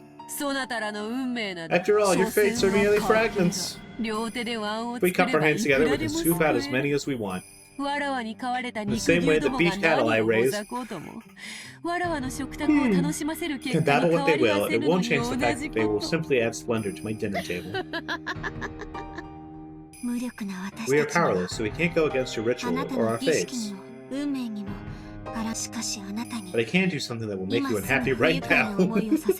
Damn. It's like, I mean, I can still spit in your fucking coffee. What would that be? I'm gonna walk away from this place right now. Answering your words only entertains you. Not answering your questions is the only way I can resist you. I see. You may be able to take a shot at me, but you cannot defeat me, you know? I have the power to kill anyone for eternity! That's such a weird way to phrase that! I can kill anyone for eternity, fuck you! She's so mad! She's so mad! I can't wait to see how long you keep up that resistance in an endlessly repeating cycle of death and rebirth. Beatrice is just a failure at trying to be like a bully. It really does. It feels like she got bullied when she was a kid, and now she's like, finally, it's my turn to do the bullying. It's just she's really bad at it. She looks good doing it, though. Oh, she does, but you spoke those words yourself.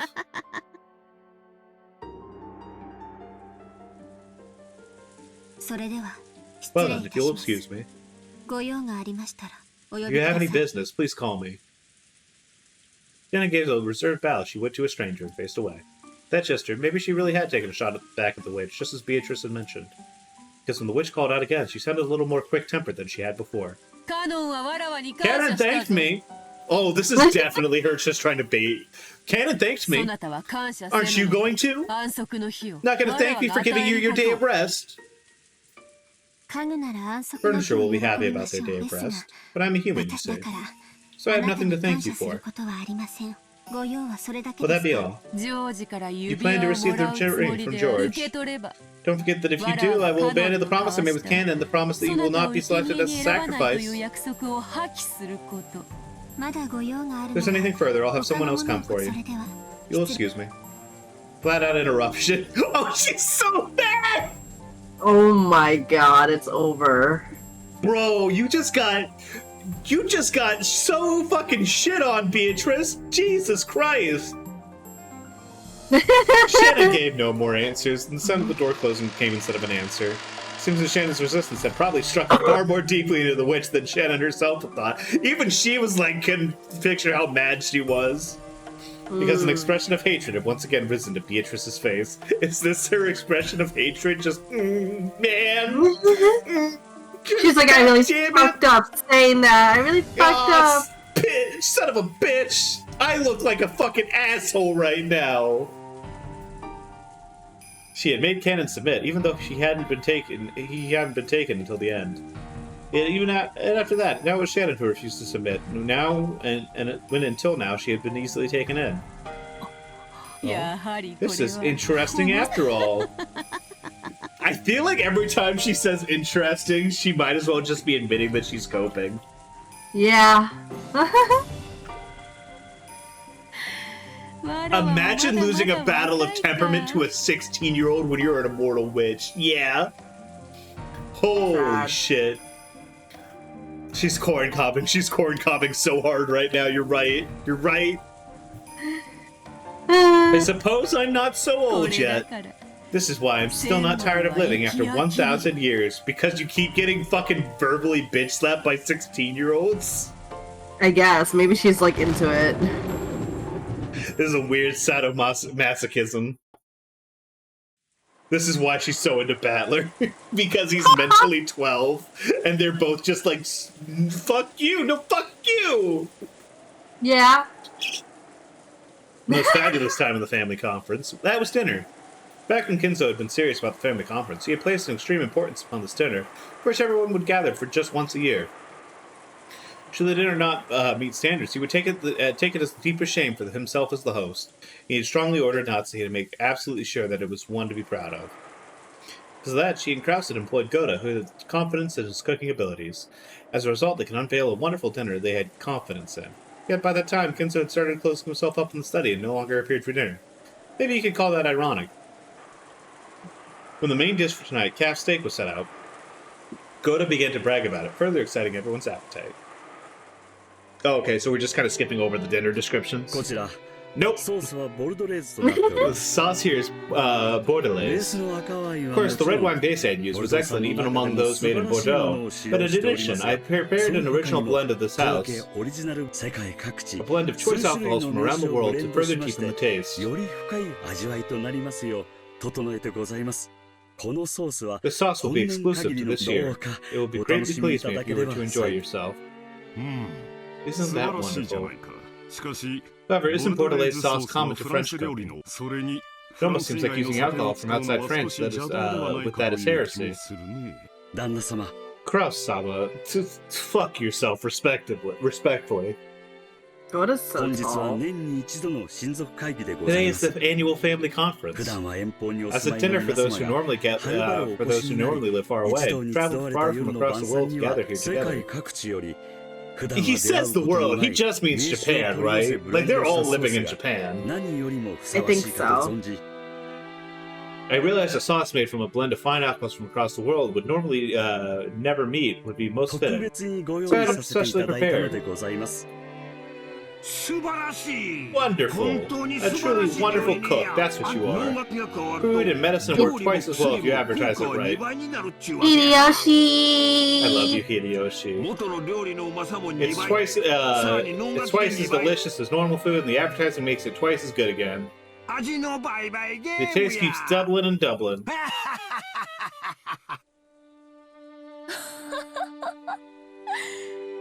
I just wonder how the fuck Ava and Kraus met. Or not Ava and Kraus, but Ava and Hideyoshi. I thought that they had already... it was like an arranged thing? Oh, was it an arranged thing? It's been a while since I may have forgotten. I think, yeah, that they had already explained that Kinzo arranges the marriages for the kids. That makes sense. I'm glad it worked out so well for them. Yeah, I think it's because, like, Hideyoshi, you know, he has his own company, so it made sense. Yeah. But I'm like, oh my god, Kinzo actually did something right for once. Yeah, good stuff, nerd. Thank you, Correctly. Thank you for the 24 months. I appreciate it. That's 2 whole fucking years. God damn. That's crazy. I know, it feels weird. Come on, Nissan. Nissan, didn't you see that question coming? No doubt. Eddie showed me like a couple sprites in the old Umineko art style. Yeah. And, like, I think the one that stuck with me most is this picture of Rudolph wearing a suit. But like he's very clearly, you can see the line where his titty is, where like there's like a ridge that goes in, and it looks like he's like wearing like a push-up bra almost. Like, hold on, I got the picture right here. Like, and I'm just like, I looked at that and I'm like, you gotta be kidding me. I'm so glad we're using... Listen, I think the old art has a lot of soul. I'm so glad that we're using the PS3 port art. I feel like the titties give off a very different vibe for Rudolph. They do. They very much do. It makes you look at him and you're like, wow, he really does get pegged, huh? Oh my god. Like, it makes it any different in the new one. Oh, I mean, not in the least. That man is still getting pegged 6 ways to Sunday, but...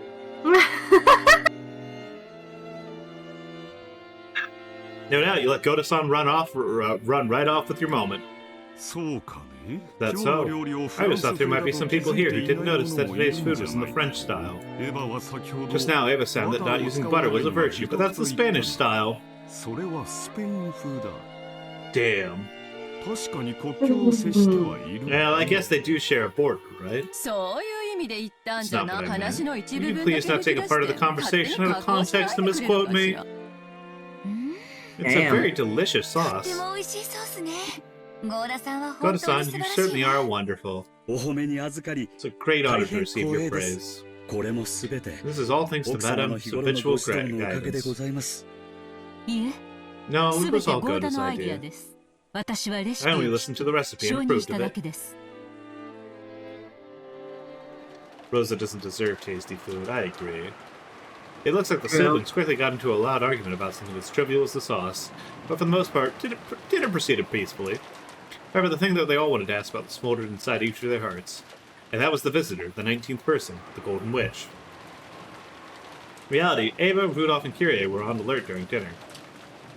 Mystery guest was to be introduced. This dinner table was the most appropriate place to do it. She's eating in her room, mauling about a 16-year-old bitch slapping her. I know, this is so fucking sad. However, no plates had been prepared at the table for the witch. Family conference would begin in earnest after the meal, and the previous experiences told that it would last until deep into the night. They couldn't understand what meaning there could be in keeping this person, who should be introduced, hidden until late at night.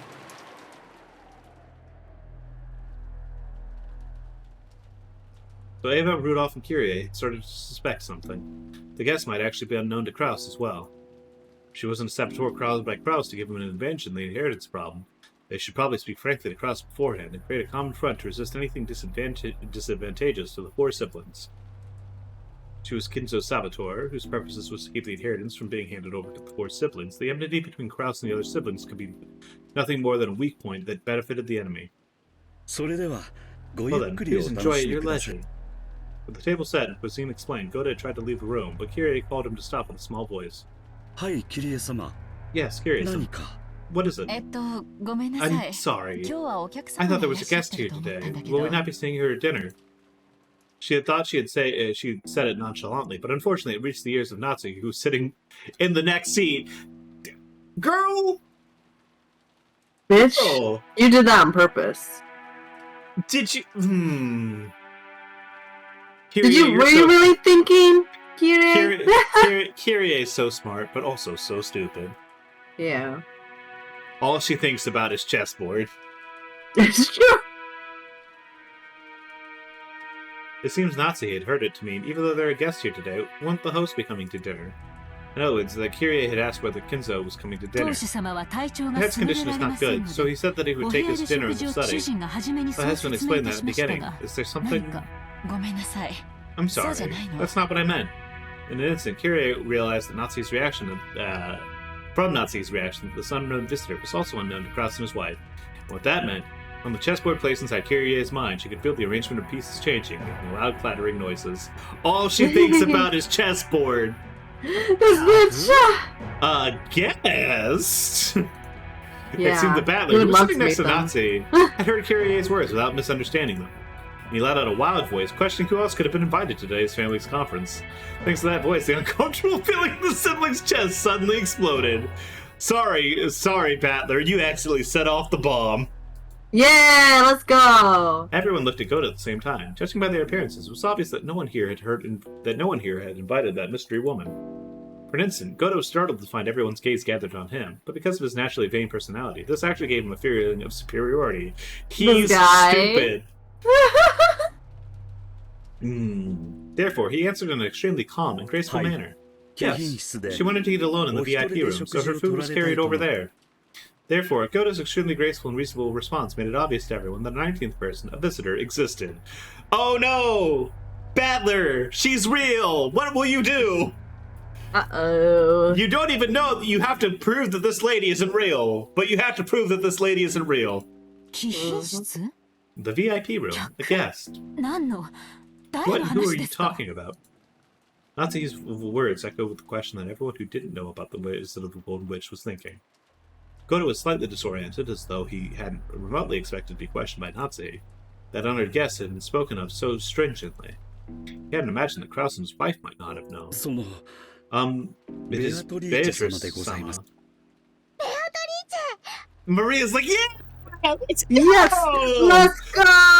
I'm so glad that Maria and I are on the exact same page about Beatrice being here. We're like, yes, more! Give me more!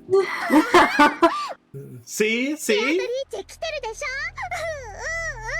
Beatrice came. Ooh. Maria had been telling the other cousins over and over again that she had met Beatrice today. The cousins answered saying, isn't that nice? But they hadn't believed. So their eyes grew wide. Sorry, I was sure you were just joking, Maria. So, she really does exist. ベアトリーチェ No, Battling! You admitted it! 黄金のベアトリーチェなのかよ It's over. I can't believe she won immediately.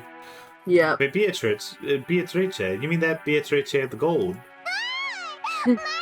I've been saying she exists the whole time, you fucking morons! Dipshits, ignoramuses! No one believed! Sorry, Maria-chan. We didn't mean to. After learning that everyone had doubted Beatrice's existence, Maria, who had been in a good mood all day, completely lost her temper.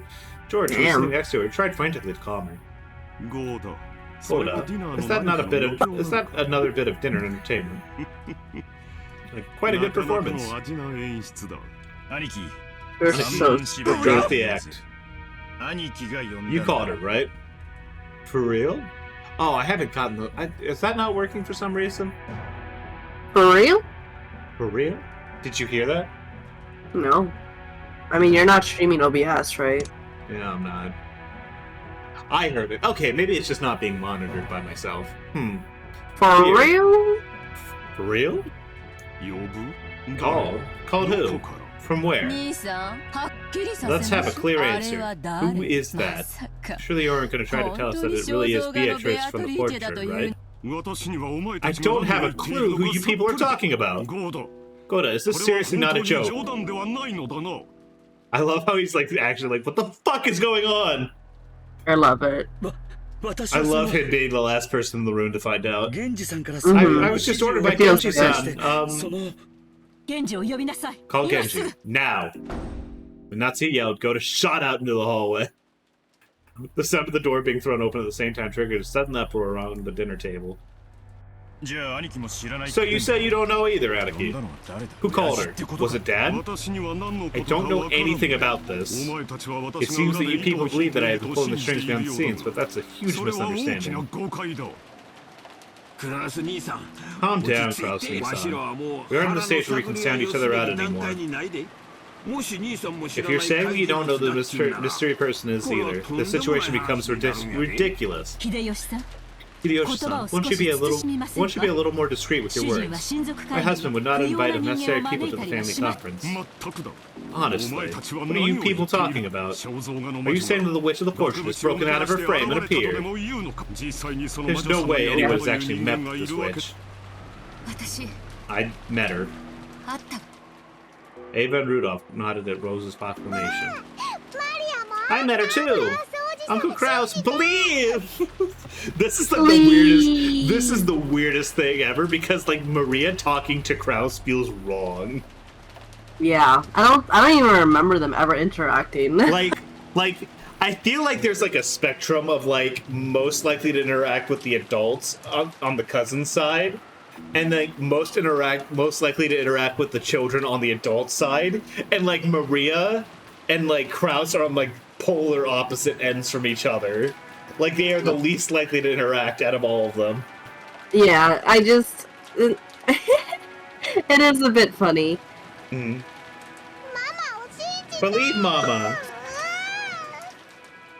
The brief tension was broken. Maria also started to make a ruckus.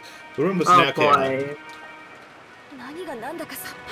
I don't have a clue what's going on. So what's going on? Good job, Jessica. Good job. I don't know. I don't have a clue what's going on. So what's going on? Congratulations. She's really just give me everything I need. Thank you. Mm-hmm. The witch who gave Grandpa the gold is appearing as a special guest in this year's family conference. But really? Auntie Rosa didn't see it wrong, did she? I met her too! Fuck you! She's so bad! She's so angry. Poor girl. Auntie Rosa, are you sure? Yes. Maria and I met her and even talked to her. Ooh. I met her. That was definitely a witch. Believe me. I definitely didn't see it wrong, hallucinate or anything. What was that? In the instant before the typhoon visited, Rosa had definitely met with the witch in the rose garden. But that scene had been so hard to accept as reality. The more she spoke with it like this, the less she understood what it was that she had met. Ironically, because she had lost her composure when she said that she had definitely met the witch, the more desperate she became, the more vague the witch's existence seemed. So it was a single composed sentence that affirmed her existence for certain. 私もあったわ。 I met her as well. 挨拶とは We とて exchanged も言えないけ greetings. ど Rose is like, oh, thank 一応 fucking 言葉も God. してる。 Yeah. We Seriously. exchanged greetings. Well, they could hardly be called that. A few words at ローザ least. さんの見間違い It's とかじ definitely ゃ not something 断 Rosa じて San ない saw わ。 wrong. キリエさん、それマジ Are か you よ。 serious? ええ。でも Yes. 彼女は私に名 But 乗 she ら didn't tell me な her かった。だから name. 彼女が I ベア can't トリーチェで conclude ある that と she was 断定はでき Beatrice. ない。 Beatrice. This cunty fucking portrait.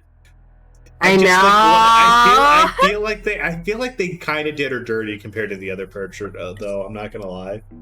Why? Like this pose is, I don't know. There's just something where I'm like, I think the other portrait was like more technically, more technically skilled. I guess.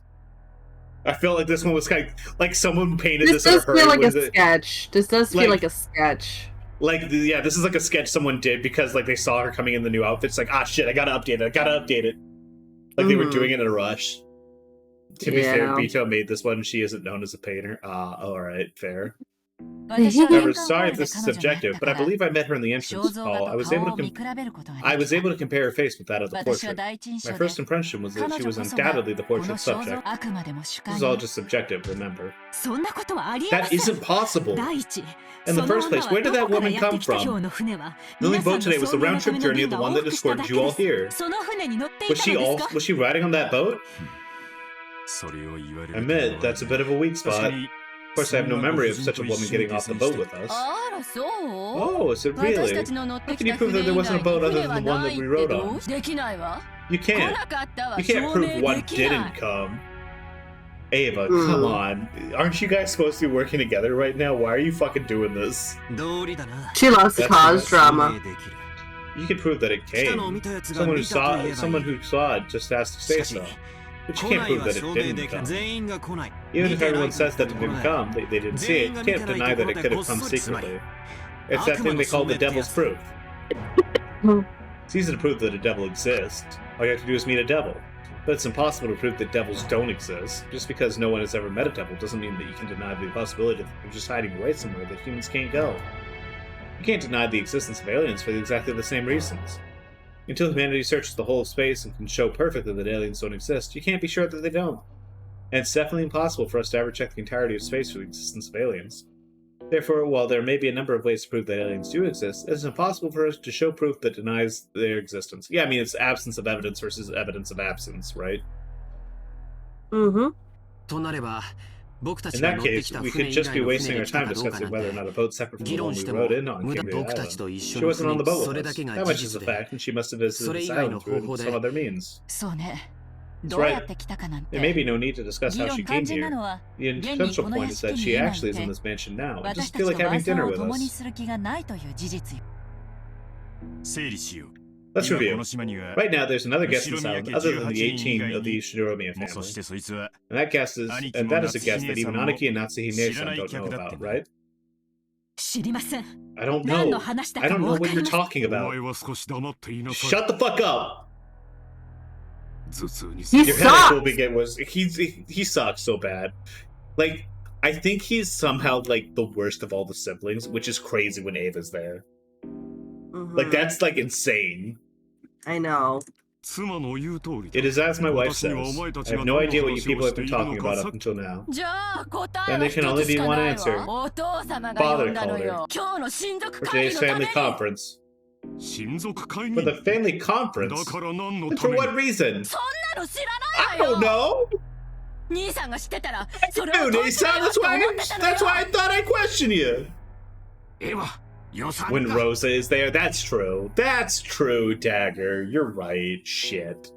I was thinking just on terms of like God. general I forget affability. that Rosa is there, to be honest. Yeah. Well, it's because she's like such like a non-player and like this like game between the siblings. Yeah. クラス Hey, 兄 but さん could you は give it a 知らん rest? という Kraus こと Nisan said that he doesn't つま know. り話 So は that's just what we've お父 got. さんが肖像画 Father の selflessly 前に invited the そっくりの witch to the 客人を portrait as a こっそ secret りに guest. Rosa-san met her, Maria-chan met her, and Kirie met her too. That's all we know for now. She has something to say to us. She could just quickly show herself. So what I want to know is why in blazes she set herself up without greeting us. I think maybe Dad never had any interest in the family conference from the beginning and just secretly called a new mistress here. You know, this would be Rudolph's theory. And he had her dress up as his ideal witch. Nah, this day holds too much significance to come to that conclusion.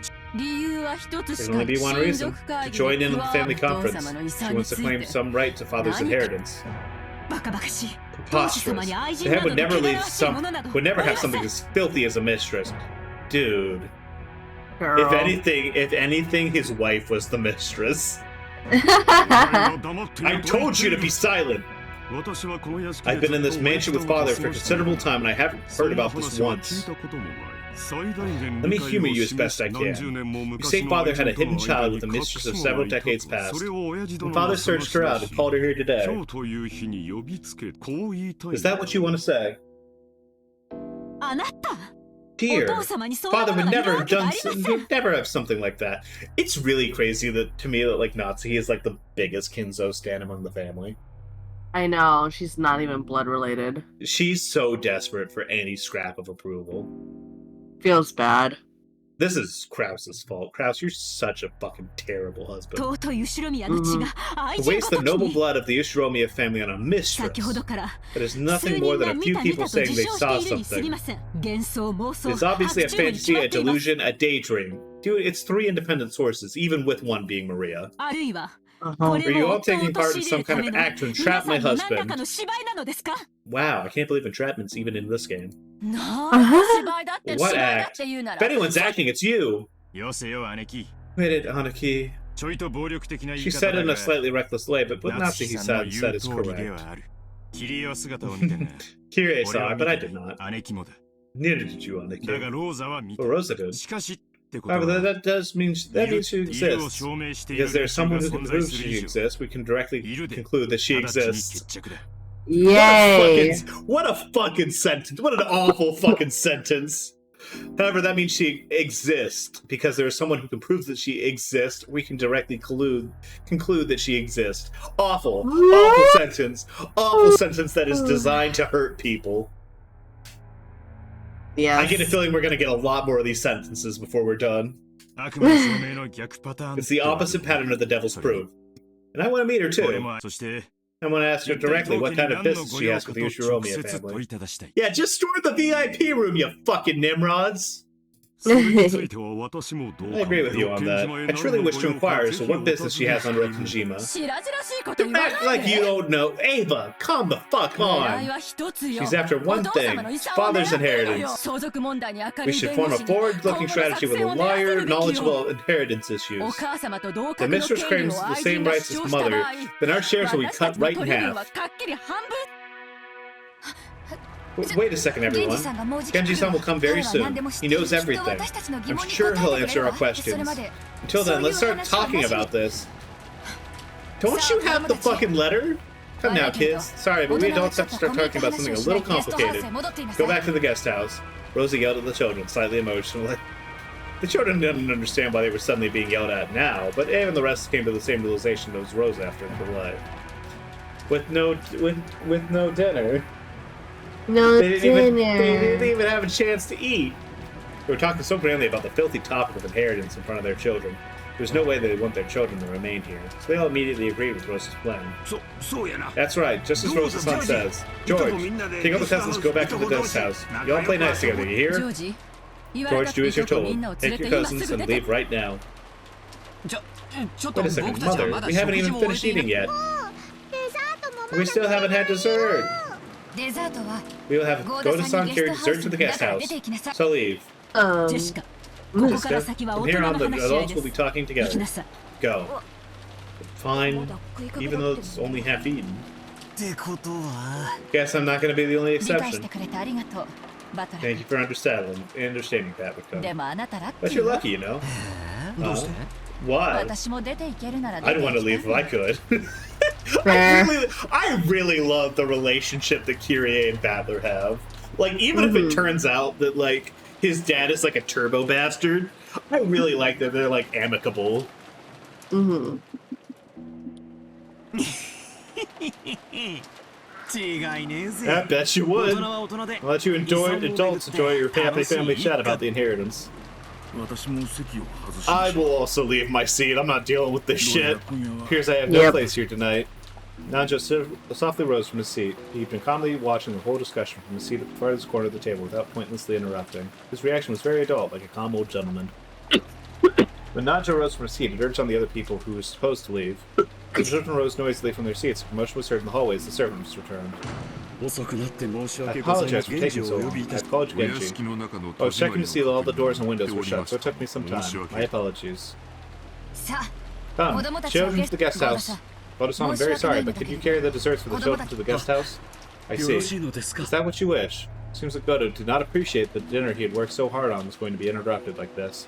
Said Natsuki looked as though asking her whether that was really alright. Do as Rosa-san says. Also, it will be not necessary to set up dessert for us. Be sure not to approach the dining hall until we call you. Tell that to the rest of the servants too. Understood? Yes, sir. God, he's really getting shit on tonight. This is a bad fucking night for Goto. Yeah. Also, he might be dead. Huh?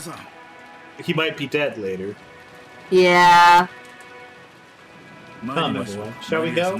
Kuria-san, you too. You must not trouble your mother any further. I want to talk about Bito! Yeah, deadass.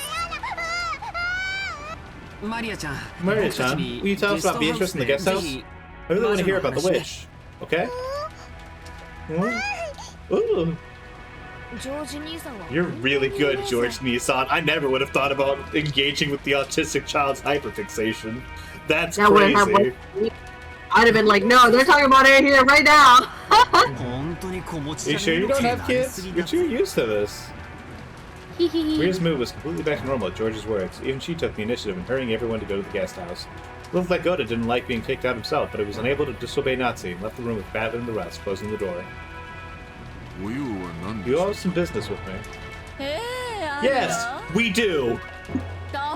Oh, you're not getting out of this. And that goes for all of us.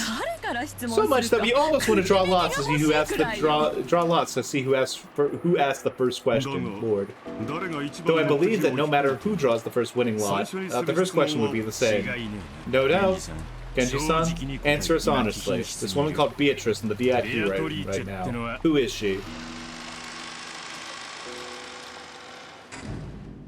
Close chapter.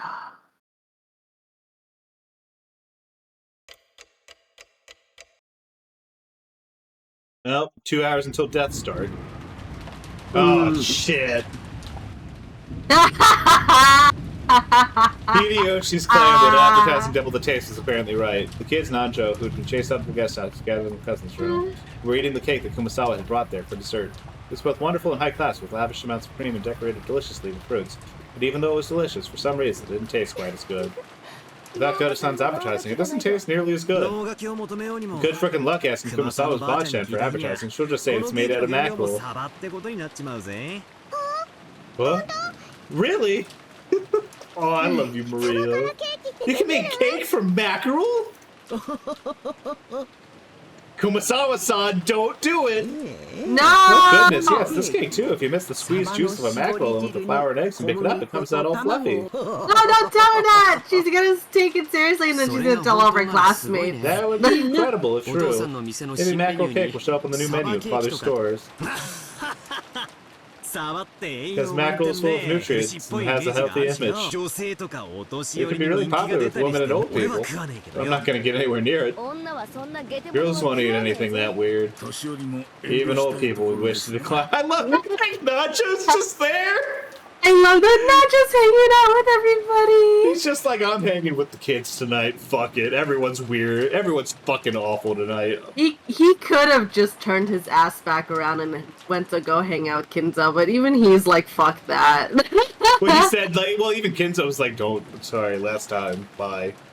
Yeah. But it's delicious. Kumasawa was really racing the mood with the mackerel jokes that were her specialty. The sound of the dam pouring rain barely focused their concern on the mystery guest. In the end, they ended up showering Maria with questions again, since she was the only person who had met Beatrice.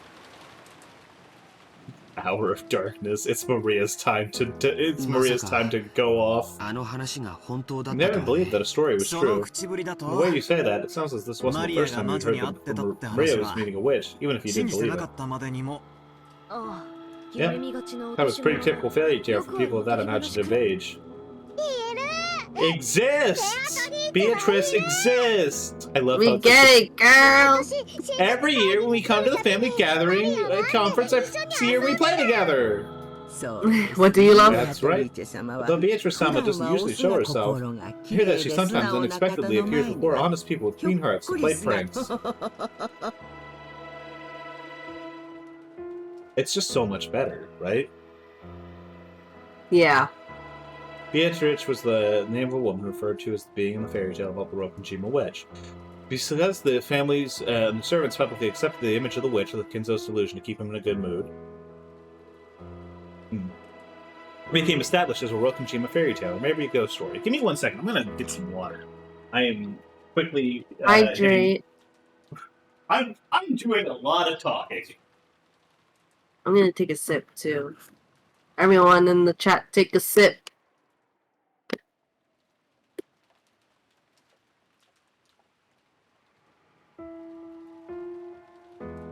Take a sip. What's everyone drinking? I have water bottle. It's still slightly cold.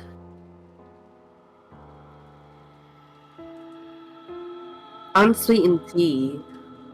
Stuff that I got from Wendy's for my dinner tonight because it's got straw and it's easier to deal with. Watered down to code red. I did also have some lemon ginger tea that I was sipping on, but I'm out of that now. It's very lemon day for you. Yeah. I like lemon. I think it's good. It's nice and refreshing. I agree. Because the family and the servants publicly accepted the image of the witch of Kinzo's delusions to keep him in a good mood, he became established as a Rokenjima's fairy tale, maybe ghost story. To the family members who knew that history, the fairy tale of the Golden Witch didn't have much substance. However, they hadn't been able to say that in front of Kinzo. Cherry Mountain Dew. So those who didn't know the history, like young Maria, for example, it definitely wasn't unsubstantial, but a real witch of legend of a witch. So Maria believed in the legend of the witch. She swallowed it whole. It was natural for an imaginative girl who believed in witches. So no one said anything to betray her dream. On the contrary, they arranged things together to get her excited about her dreams. Dreams. Even on those times when Maria-san showed off candy and said that Beatrice had given it to her, I thought that somebody had probably slipped a candy into Maria-chan's handbag or something to create that impression. I've heard Mountain Dew is the watermelon flavor, but it seems to be a summer seasonal project. I like the I like that, like, charged, or, like, what was it? It was like that, it was that, like, raspberry lemonade flavor that they had a while back. I think, or Spark, I think. I think it was called Spark. It was pretty good. It was sweet as hell. That thing had way too much goddamn sugar in it. That tasted pretty good.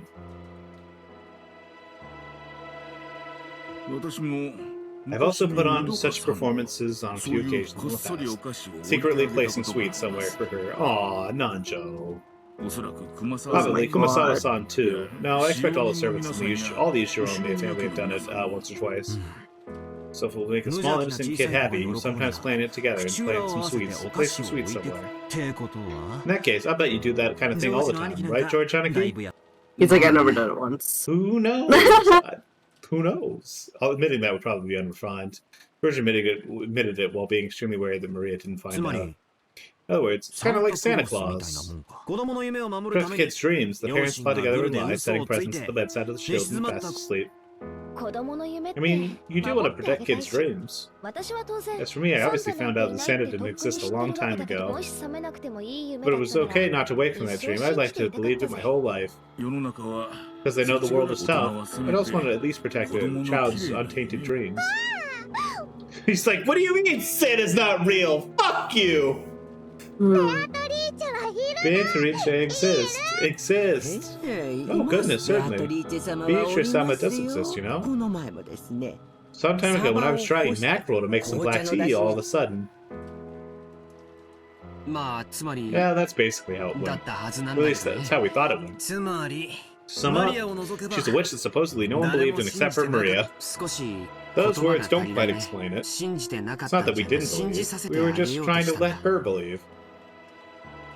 This was not about betraying a child's innocence. Instead, it doesn't exist in reality. If you don't want them to be disappointed when they learned that, you should just not give them that dream in the first place. Did I think like that because I was still a long way from becoming a full adult?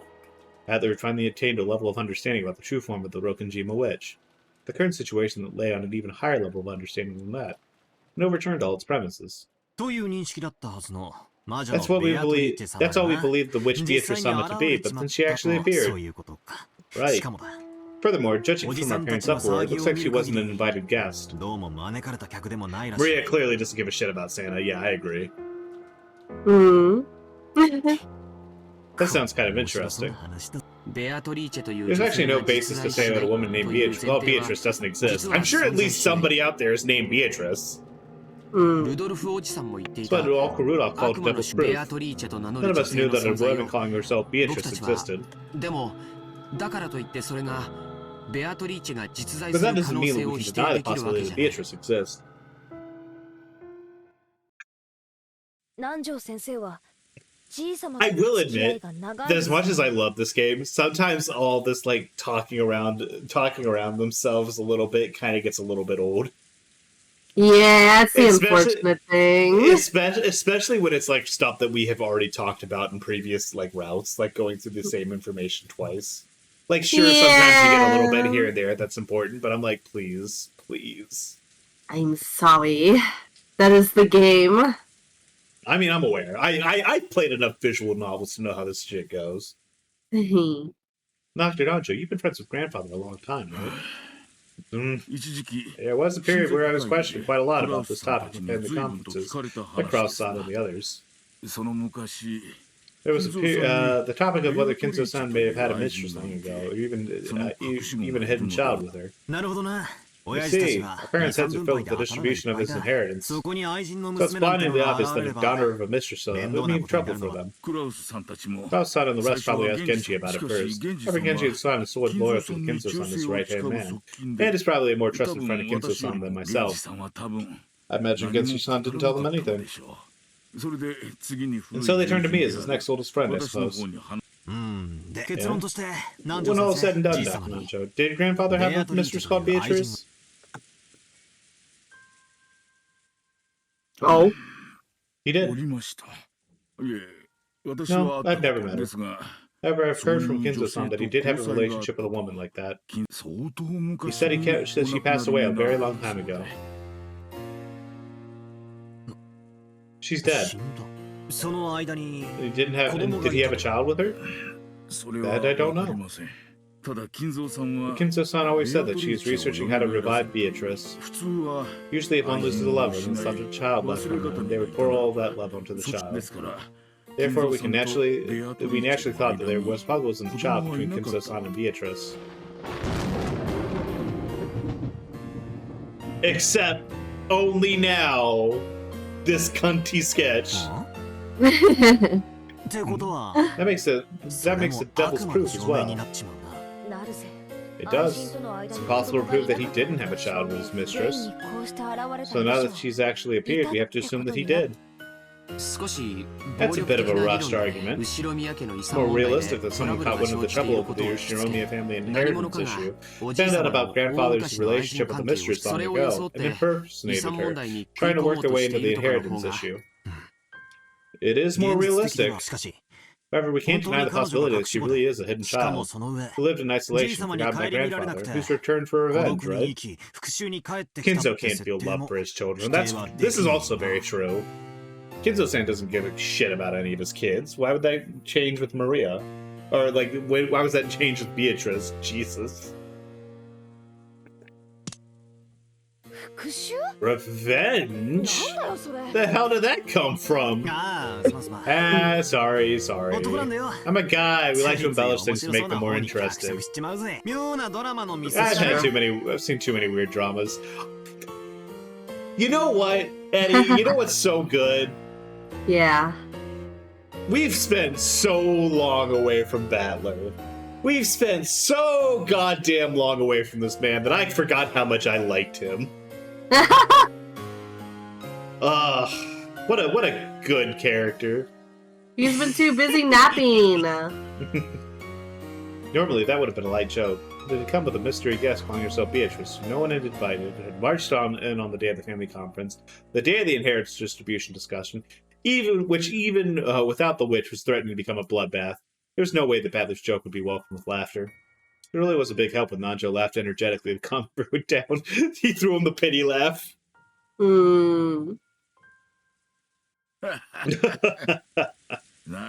I see. That does sound quite interesting. I should love to read a novel with a plot like that. Yeah, I don't think that could happen in reality.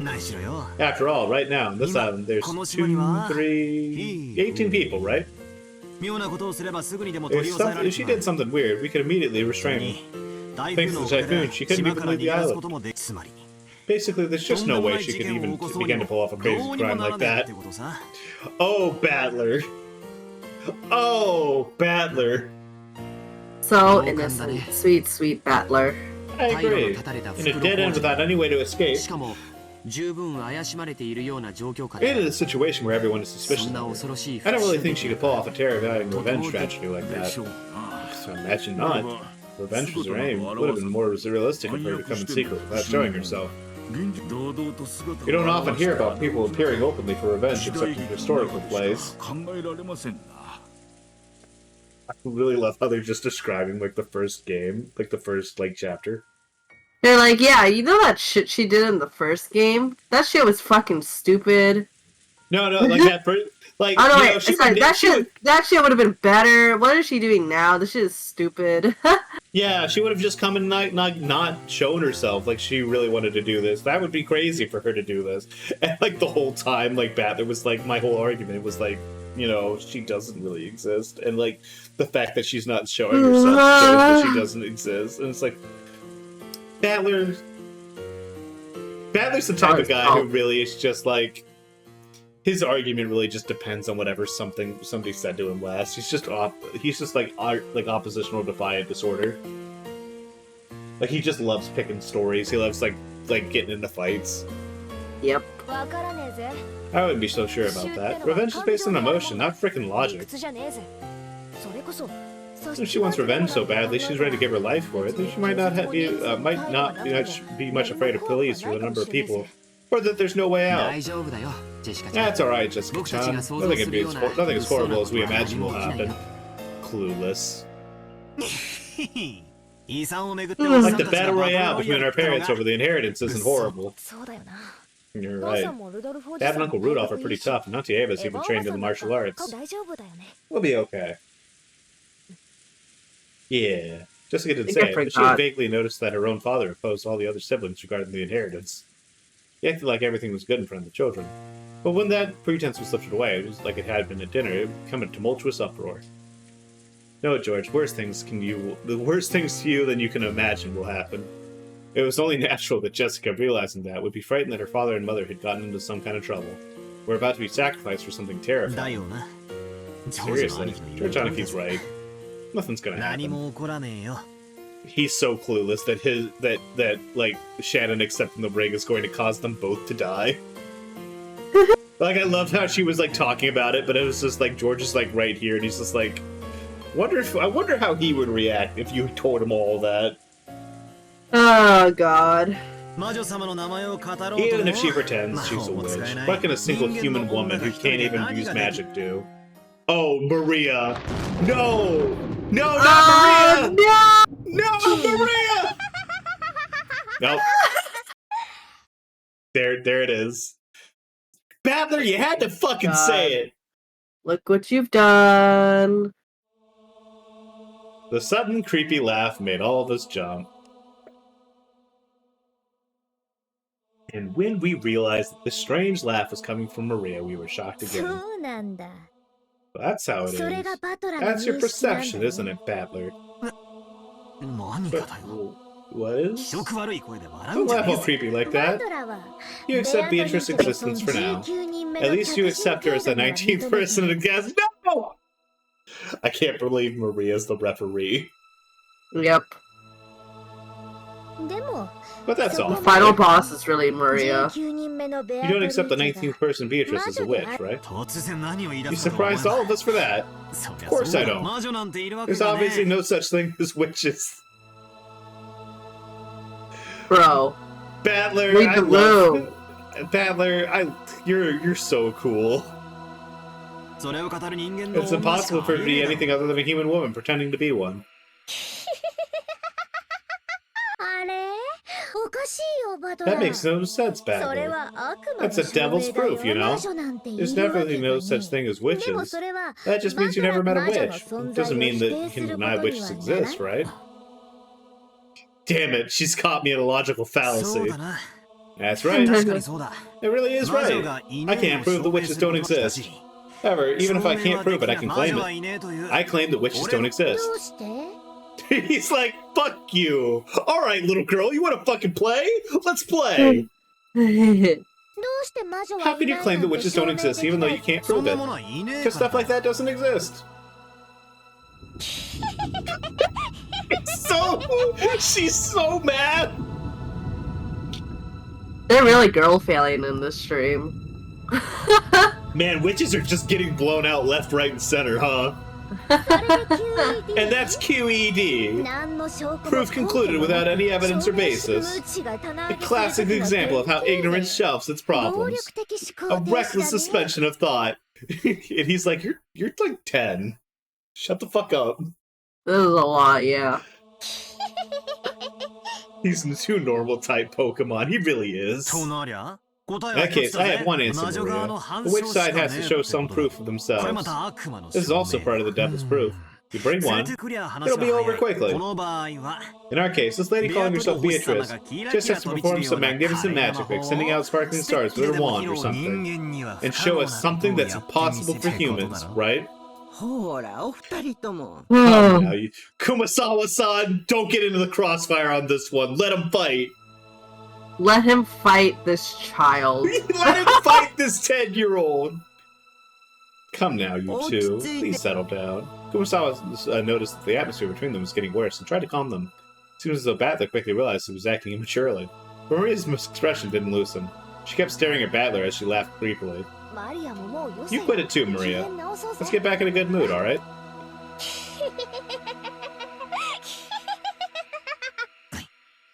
Hmm. それが望みなら If that's what you want, Beatrice will show you, I'm sure. 人間には不可能 Something なこと impossible for humans. そしたらバトラも And 信 then you じる too ん will だよ believe, ね right? ベアトリーチェのこと About Beatrice. おう Beatrice. 騙してくれたら She lets me have a look-see, I'll believe. 信じ魔女とバトラの It's a chess 議論 argument の between the witch and you, チェ Battler. ックメイトされ If you た get ら checkmated, バ you トラは don't. 魔 You 女 will を believe in the 信じる witch. おおしゃれた Ooh, 例えだ that's ぜ a stylish analogy. I really love this. Like, ooh, that was really cool, Maria. That shit had teeth. 魔女が魔法 The を witch shows her magic. 俺のキングに My king is put in check. 俺は人間でも I quibble, saying that it would be possible to reproduce that by measures even a human could take and create an escape for my それが king. できなきゃチェック If メ I イト can't do that, it's checkmate. That's a pretty good analogy. バトラ All anyone ever thinks about is chess. It's true. チェスというのは In chess, you and your opponent have pieces which move in 同 some じ way. 動きの駒を持って Hey, you know what? You know what's really fun? Is that just like a little bit ago we got that other metaphor that's saying like the one goal of chess is victory, and the other was to have someone have fun with people that you like. Yeah. And you know what? I really do think that they're both like really enjoying it. I genuinely think that that's like, I don't know, it's like a fucked up like way to start a relationship, but I think that they're really just so incredibly compatible. Is this their version of like hate fucking or something? Yes, this is absolutely like this, like they're going to be doing this, and they're going to be like throwing everything they fucking got into it, and then the second it's over, they're gonna fuck like animals.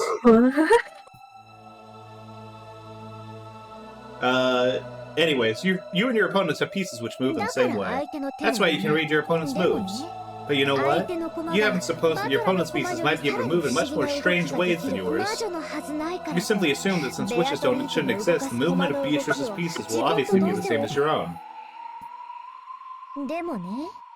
That was gonna happen with Kinso and Nacho too, but they had to cut it short. It's a real shame. He should have gotten break it off at least one last time before he died. So sad. The thing is, sorry, Battler, but your chess partner isn't human. She's a witch. She can move her pieces in ways humans can't. Right now, your perception of that is wrong. Battler, you like Auntie Kyrie's chessboard thinking, right? Yeah, I like that style of thinking where you stand in your opponent's position. That's no good. Even though your opponent is a witch, you won't accept that. So you can't understand the moves a witch can make, and your chessboard thinking won't work. Your perception of your opponent is wrong. The first premise of chessboard thinking is broken down. Ooh. Every time somebody in this game goes, oh, I'm like, yeah. Is that what you say? You cannot win in chess against a witch. Sonata?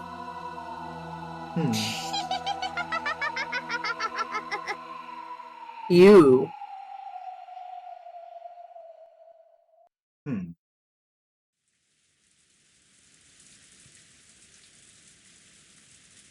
Yep. Minute darkness. Oh boy. Do we have to do this again? Yeah, we do. Do not know what happened after that. We servants were ordered not to approach the dining room. I see. So Shannon, have you ever personally met this person called Beatrice before? Yes. Shannon. What kind of fucking answer is that? I have no idea. It was a slightly odd way to say it. Thought it didn't sound like she meant her memory was vague. For us servants, Beatrice-sama is another master of this nation. Lying! Some speak as if we spread rumors due to being influenced by the master, but... Since the time I started working here, the story of Beatrice-sama was already whispered about. Heard about it before. How you'll get cursed if you don't respect her, and how there's a servant who actually had an accident this way. Yes. It's true that some people believe more or less than others. I believe that respect for that sort of thing shouldn't be forgotten, so I never doubted that she exists.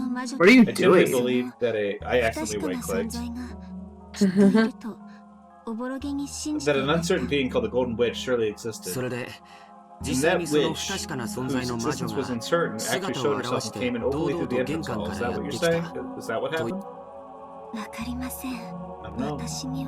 I don't know anything. When you brought her dinner, did you talk about anything?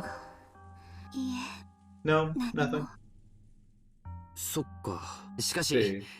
a witch that eats food somehow doesn't sound so realistic. Maybe it's just someone who knows about the witch legend on this island taking on Beatrice's name after all. I think you probably come to respect Beatrice and think of her as something of a guardian goddess of the mountain, of the mansion. Don't know why I almost said the mountain. Mountain. So when a person just scared actually calls themselves that, maybe you were a little disturbed. Yes, I think that definitely could be it. George was slightly at a loss to do about Shannon's downcast appearance. Possibly, not just Genshi, but the young servants, including Shannon, been strictly questioned about whether they had a clue to who this person called Beatrice was. Thinking that, he had tried to cheer her up somehow. Like Maria and Jessica, Shannon too must be unable to completely hide her agitations over the sudden vision of a person calling herself the Golden Witch. He thought that must be the case.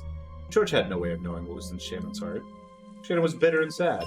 The door to the Golden Land would be opened. The witch had definitely told her that. That meant the demise of everything. Even if she accepted the ring from George, now, they could never be married. No, in the first place. Did furniture like her have a right to be married? Even the witch hadn't come to tell her of its demise. Wasn't it fated to fail sometime or another? Hadn't she turned her gaze towards the fun days with George and purposely closed her eyes to that sad reality? You've been seeming really down for a while now. George-san, what does it mean to be engaged? It means making a promise to marry. But the 僕は way I その意 think 味 of におい it, て it means the same thing as 結婚 marriage. となら Honestly, I 僕は want to 今 take す you as ぐ my にで wife も right now and take 君 you をめ back とっ home. て家でも僕は今 Right now, I'm in 修 the 行 middle of 中の身 training, で and I'm still a long way from まだ gaining ま the だ ability 自らの needed 城 to を create 築 my き own 上げる castle. 力量がないだからこそ That's why I want to become 一 an 人前に independent なっ man て first, 初めて and only then proudly 胸を take 張 you っ home て with me. 君を連れ帰りたいんだそれは I'm 遠い not 未来 talking の about the ほん distant の future. I 3 just 年 want ほ you to ど wait a short 待って 3ほしい years. でも僕は But even だから so, と I い don't って want to 3 lie 年 about 間 my feelings for the next じ 3 years. だから So I 婚 decided to 約 give 指 you 輪 an を贈ろ engagement う ring. それは It might be a 男 shameful として reason as a 妻と man. 仕事 An を両 engagement 立で because き I ない want か you to ら wait, because 待 I って can't ほしい balance な a wife and a で job も might be 僕は shameful. 決して君を But I will never... Thank you ジ very ョージ much. さんにとって I now understand that to you, an engagement ring isn't just another present you can give to a lover. 当然だ Of よ course not. 婚約指輪 An は engagement た ring だ isn't の a アクセ simple サリーじゃない accessory. 尊い約束を指 It's 輪 an の oath 形 between で残 lovers, す a precious promise left in the form of a ring. だとすると In that case, if we すぐ got に married も quickly, 結 it 婚 would する become なら unnecessary, 不 right? 要なものということになりま Oh すよね no. その Then 時 it は wouldn't be an 婚約 engagement ring I 結 give 婚 you. 指輪 I'd と be して giving 渡 it す to you よ as a wedding ring. どちらにせよ Either way, it 君 won't に change the 指 fact 輪 that を I 贈 give る you こと a に ring. 変わりこの女は俺のも So の it's だ like か a ら sales contract saying 誰 this も woman 手を is 出すな mine. よってい No う one touch 大 her. 役札みたいなものですねいやその No, that's そ not んな意 what. 味じゃ That's not. That's not exactly what's going. Even he's like, I was thinking about this weird, but she's thinking about it weirder. Yeah. James knew about his shameful character. When he had fallen for Shannon, and he'd sworn himself to become an excellent man. When he swore to become an excellent man, he had sworn to part ways with that shameful part of himself. So he chose to answer a little roughly on purpose, believing that Shannon would find it reassuring. いや No, その通り that かも may し be れない exactly it. さよ I 君 know. を I'll make you 僕 my の wife. 妻他の誰にもやら I な won't い give you to anyone else. 僕だけのものにす I'll る make you all mine. だから So no 誰 one も better 手を lay a 出す hand な on you. そういう指輪だよ That's what this ring 間 is. 違いない Without a doubt.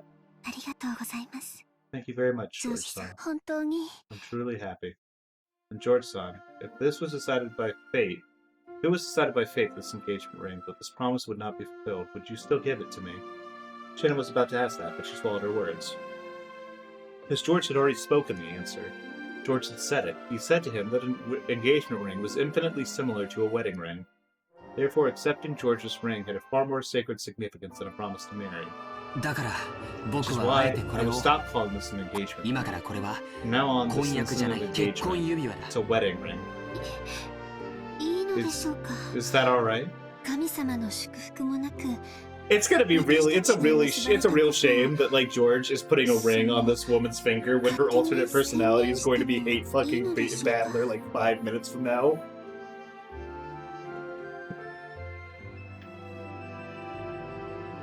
神様も父さんも Oh, 母さん sorry. も Is that 全て alright? 事 Is 後 it 報 alright 告 to で十 just 分さ proclaim that we're married without God's blessing? It's enough to tell God, Father, and Mother about it afterwards.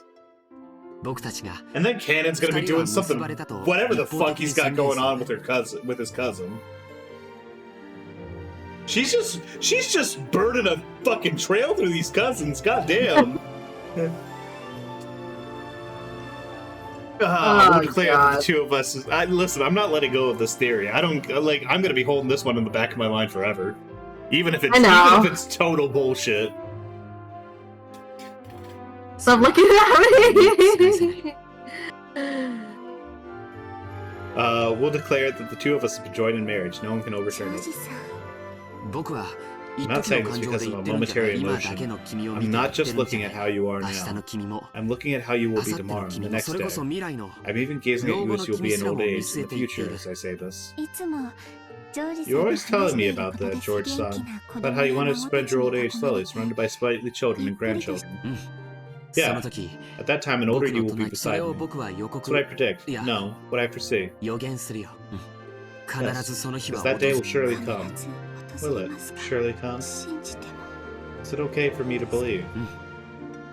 必ず Yes, 絶 surely. 対それを Definitely. And this ring 言葉 proves で it ない without 見せ words. てください Show it to me, please. これさ George, why are you fucking stumbling now? What the fuck? You just said all this cringe shit. Are you stupid? George, thinking he was being told to show her the ring, hurriedly took it out of the ring box. Even though he practiced so much, he hadn't been able to look cool. But Practice so Shannon wasn't much. looking at that. With a straight and direct gaze, the faint tears and the smile, she was staring right at George's eyes, knowing to something she could see beyond his 私に eyes. その Show 未 me 来を that 見せて future, ください please. This is a good CG. It is. Oh. It's really あ nice. あ見 Yeah, せるよ I'll show it to 必ず you. For sure. 約束する I 老後まで promise. じゃない And not just until 死ん old だ後 age. も After we die, 僕ら too. は魂にな Even っ if て we も become spirits, we'll always, ずっとずっと always be together. Shannon wiped away. You know, I know you were thinking about years in the future, but boy, tell you what, good thing you said that, George. You would have really fucked the pooch on this one. Screwed the pooch, fuck the dog. I mean, it's the same thing, really. Okay. Listen, I've been talking for a while. My words are getting jumbled up. I feel bad because she's so happy, but with George. I mean, Yeah. listen, can't have everything in life. You can't even say Can't some have of the right. anything in life at this point. Yeah. Sometimes you can't even say the correct words in the correct order, and it sucks. Shannon wiped her tears away and took the ring box. Inside was a diamond ring, more than worthy of blessing between the two of them. George said the line he had practiced over and over again inside his head. I want you to put that ring on your finger, whatever finger you like, and have that be your answer. えっと Puts out her thumb. つま So り by tomorrow 明日の morning, she puts it on her her middle toe. It's like what is that supposed to mean? Shannon took this ring, and with completely natural movement, put it on the ring finger of her left hand. It really had looked like a very natural movement. And for a while, George was stunned. これが This is my ジョ answer, ージさん George-san. シャノンいや No. さよ Answered immediately this time. Wow. God, I still think about like how it's like ずっと一緒です tomorrow morning, tell me the answer. Bye. And I'm like, this is sad. This is really sad. Hmm. Even if we become spirits, we'll always be together, George-san. There's no blessing from God, no pastor to witness, nothing. But the two to be married had proclaimed it. Two souls were joined here today. Wow, this is really sweet. Yeah. But with George. With George. 姉さんは Nissan, you're an idiot. そうかな Not really. 家具のくせに Even though you're furniture. Even though you're furniture. 私 Not 彼女 furniture.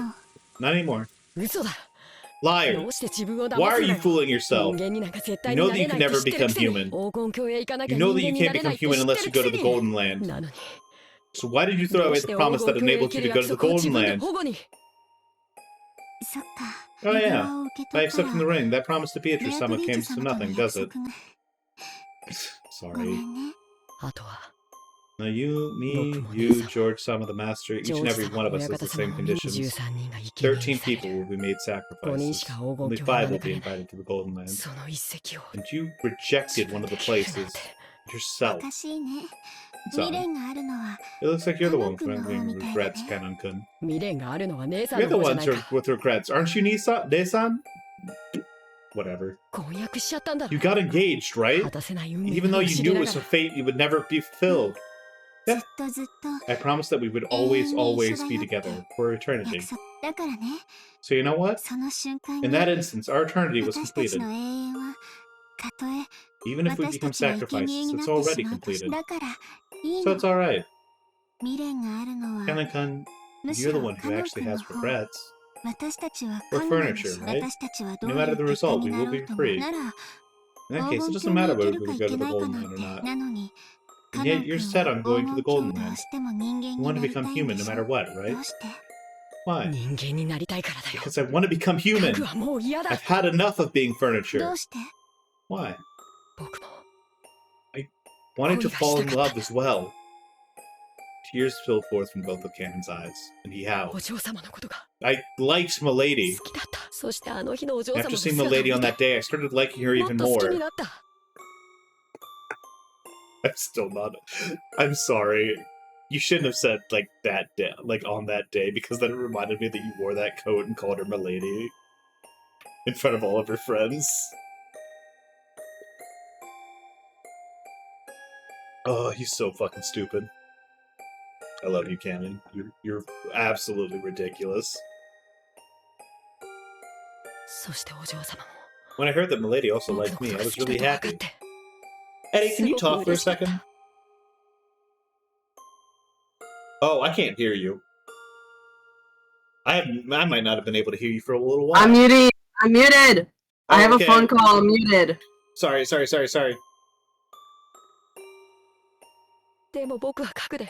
But I'm furnitured, and I can't accept Milady's feelings. That's where you're wrong. We may be furniture, we may be less than human, but I learned that doesn't mean we aren't qualified to love. If we couldn't make those feelings eternal, we were better off without them. I just decided that someday, a day that would come when I would disappear, and that would definitely hurt her. Oh, that's wrong. I was just frightened. I was just afraid, and I thought that if love could not be eternal, then I was better off not knowing it. Cicadas fall in love during a span of only a few weeks out of their whole lives, then when they disappear. I don't think there are any cicadas that don't fall in love because it'll be over in a few weeks.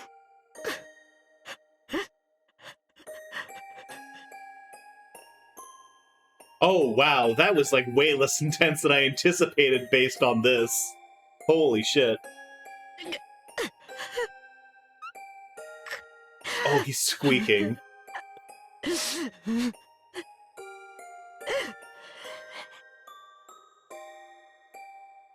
Seems that Ken was still speaking of his regrets, but by now it was all jumbled up in his crying voice. I hate that witch. Why does she plant all these feelings in me? If only she hadn't pulled that weird prank, I wouldn't have paid Milady any notice. Beatrice-sama is so cool, isn't she? Make you cry bitter tears. She played games to your fate. But the witch probably isn't achieving what she plotted. After all. Knowing love isn't a lingering attachment that ties to life. It is the place where we should reach on our journey through life.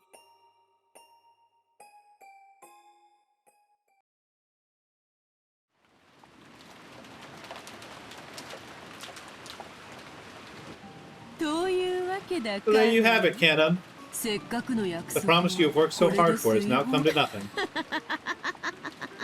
Well now, with this, conditions for all the pieces are the same. The 8 chain pieces, 13 will be sacrificed. Who will the 5 survivors be? 4. Will someone destroy this ritual? Ooh, how? I love how there's no quotation marks, so you can't... So, like, I don't... Like, this may be, like, kind of narration. It's weird. This isn't a chess problem. It's a game on equal footing. I won't be closing in one-sidedly. You can frantically run for my advances and make it a tie. A result of no contest. Now the best you can do is have that repeat over and over. It probably won't be that difficult for you. However, these no contest results will continue forever, soon wearing down your mind and eventually killing it. Oh, she changed her outfit so it's narration? Yeah, makes sense. At that time, you will accept your defeat and surrender to me. The reason I said it was a fair game, that is because the rules for my loss have also been established. There's nothing so boring as a game you can't lose, you see. The way to defeat me, that is, the epitaph offered to my portrait. It is both the way to open the door to the Golden Land and the key to destroying my ritual. I chose to complete the ritual according to the epitaph. You solve the epitaph's riddle, destroying the ritual, and overthrow me. Solve the riddle hidden in the epitaph and expose the location of the vast gold I gave to Kinso. What result will this game show us? I'm expecting a good fight from you. Entertain me, Ushiromiya Battler. She's so cool.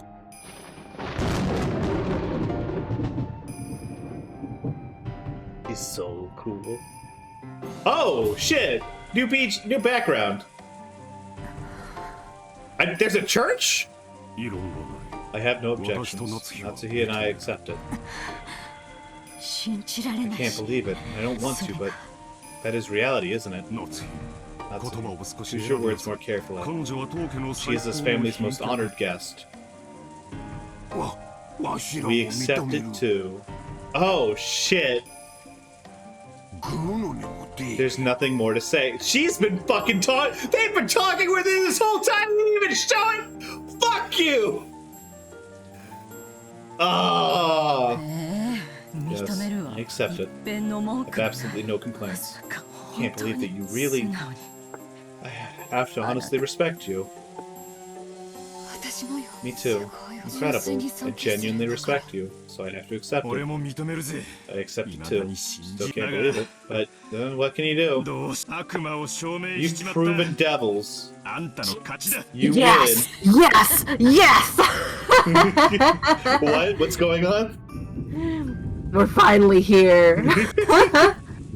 悪魔の証 The 明 devil's は proof was a convenient そなた excuse が that you 好 liked む証明不能への that you 便 liked 利な using 言 to い show that 訳 something だっ was たが impossible to prove. But now that's become your mortal enemy, has it not? いじめるなよ魔女 Don't 様 torture me, Great Witch. 俺はもうあんたを I've 認め already るぜ accepted you. 降参だ I resign. キリエ Kyrie, まだ異論 do が you ある still have any objections? わらわは I 全員 must have everyone in 一致 agreement. お前一人 You が alone わ will ら not わの accept そ my existence. As the witch laughed boldly, the siblings started to panic. They were afraid of displeasing the witch. Kyrie lightly closed her eyes, and after keeping silent for a while, opened her mouth. My ごめんなさい apologies. 降参よ I resign. Only Kyrie faced the witch with stern eyes until the end. Ever, she had only been able to resist acknowledging the truth for a short time. The reality, the being that was before her eyes, couldn't be denied. Devils have already been proven. 私も I also 認める accept わ it. あなたはベアトリ You are ッチ Beatrice, 後ろ宮 the 家の Ushiromiya 顧問 family 錬金 alchemist, 術師そして also 偉 and 大 a なる user 魔 of 法 great 魔女 magic. であることを You must 認め accept the ざ fact るを that 得 you are な a い witch. And they all died. Sorry, I had to take a phone call from my crazy ass friend. They're drunk as fuck and they're spilling tea. Oh, shit. Are those diamond-shaped holes in Kyrie's shirt? Yes, they're great. They're completely pointless. Yeah, I love Umineko designs.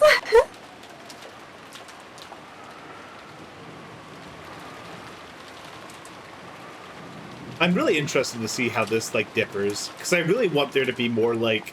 I really need there to be more Battler and, like, Beatrice, like, sniping at each other. Mm. The way you say that makes me think that that's not coming. It's gonna come. I know it will. It's just Umineko's long. Chapters from now.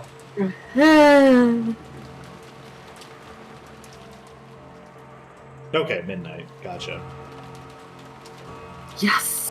We made it to midnight, guys. Everyone, yippee! Yippee's in the chat! We're finally back! Yippees! Oh my god, ad break. No! Should I pause it? It's fine, it's already going. I Don't can't. ruin the pace.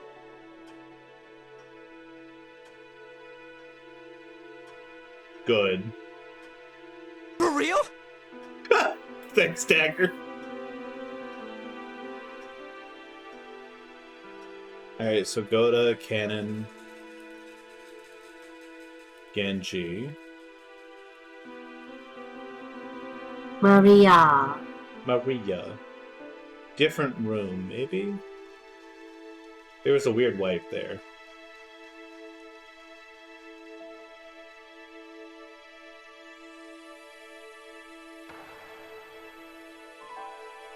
Beatrice.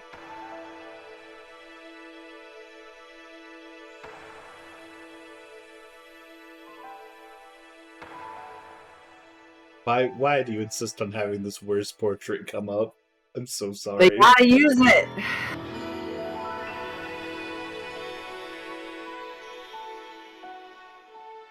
Wow. And ad's over now. Good. Let's go. 6 in the morning. Vito, please take the second day, October 5th, Halloween. 1986. I really love that they put it in the 80s like this, just to be like, no cell phones, no cell phones. What was the sound of that always filled the ears? Oh shit. The sound of the rain, the sound of a waterfall, or was it radio static? In that case, I want it to be the sound of blood flowing throughout the body. I want it to be the sound of blood circulating throughout my body, telling me that I am still alive. Is it morning? The light entering through the crack in the curtain was faint, but at least told him that dawn had broken. Kinzo, still in the same pose he had been when he awoke, was still sitting in his chair and looking up at the ceiling, but the blood slowly traveling throughout his body. Judging by the clock, it was early morning, 6 on the dot. No matter how tired he was, no matter how deeply he slept, he woke up at exactly the same time, as though he had measured it with an hourglass. He didn't think that something like this was worthy of boasting of, but he told himself that while he could still do something like this, he was still in robust health. Morning has come, which means... It seems that I've escaped being one of the first sacrifices. Was that the result of the roulette fortunate? Was the result of the roulette fortunate? This is the fruit of my efforts. It is irritating and I cannot tell the difference, but I will not say that. Kinzo was very slightly driven by a temptation to look at the other side of the study door, because he thought that he might find traces of a vain struggle to break the door, made by something trying to select him as one of the first 6 sacrifices. Humans are cheap creatures. They claim to do their best and they leave the rest to providence. Given they are given good fortune, they desire to flatter themselves, but it arose not from simple luck, but from their own ability.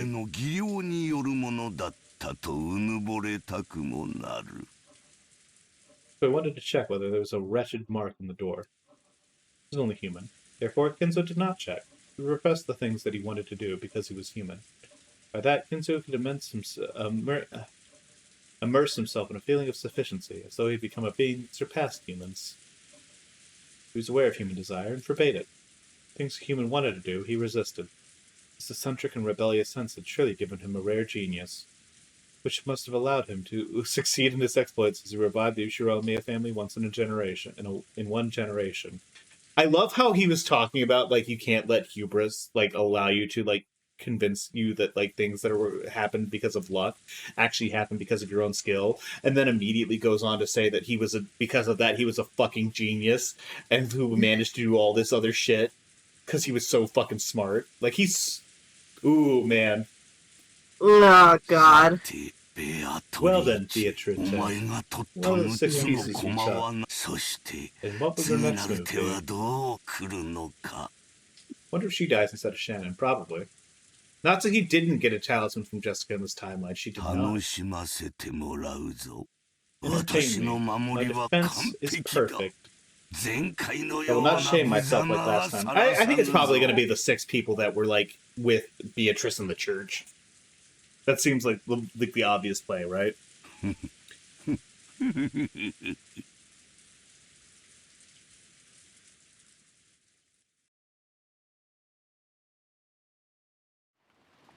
Servants worked there, eh? They had to open the curtains, prepare breakfast, and complete other various tasks to welcome a guest to a new day. Beto was the most enthusiastic. He had been told to concentrate his efforts in particular on his work as a chef for the duration of the family conference, and he had been specially exempted from several tests that servants normally must do. It seemed that Goda, who was a show-off, had a particular feeling of supremacy about that. Also, he was alive this time, which is different. He left preparations on the inside of the mansion to the Genji and the rest, and worked on preparing breakfast in the kitchen. Genji split the work with Shannon and Cannon. They carried out various tasks. Shannon had headed to the dining hall and knocked. Last year, the family conference had continued in the small hours of the night. It would be odd for this year's conference to continue all the way until next morning, but she had knocked out of consideration for the possibility that they were all still having a discussion inside. There was no response, so she opened the door and said good morning. Bodies?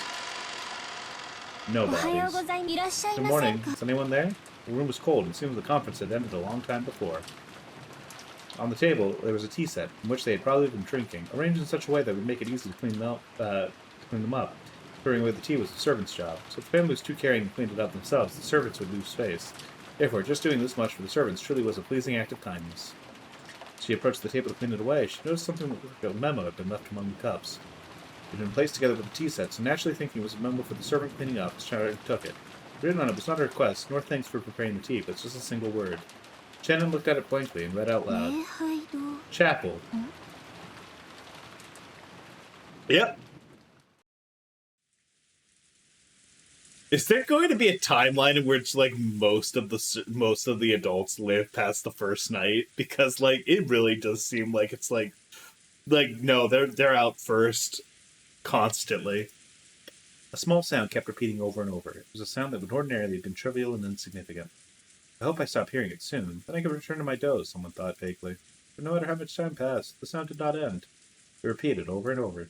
Ah, shut up. Who is that? Banging on the door constantly. As soon as she realized this, she woke up. Someone was knocking. Then she noticed it wasn't just a knock, but a voice, too. Rosa-sama. Rosa-sama. God damn it. Of course, you know what? I'm not shocked that she lived because we got all that backstory, but I am disappointed. Yep. Good morning. 今行きま Wait, す I'm coming now. It had been Genji's voice. Looking at the clock, it was still before 7. It's clearly too early to wake the guest. Something happened that was bad enough to cause this? She felt her sleepiness increasingly fade thanks to this ominous premonition. As Genji had been a familiar servant to Rosa since her childhood days, she opened her door, cracked and answered, even though she was slightly defensive in her pajamas. It's gonna be really funny when like Rosa has to take the leadership position among the cousins this time around because Natsu's not there, and how much worse she does it because she is emotionally just a complete fucking mess and she's all over the goddamn place. Huh. Are we gonna get to see Rosa in her PJs? Is that gonna be a sprite? Good morning. I apologize for waking you this early. 何 Did かあっ something たら happen? No, we are not. はい。 Yes. 実は、 Actually, at the chapel. Genji spoke into Rosa's ear and told her something in a small voice. It seemed that Rosa couldn't understand what she was being told after only hearing it once. And after repeating the words back to him several times, she finally realized that apparently something strange had happened. Rosa closed her door for a second after changing her clothes. She immediately... No PJs. Immediately accompanied Genji and they headed to the mansion. I'm disappointed Sorry, by no PJs. not enough money. Yep.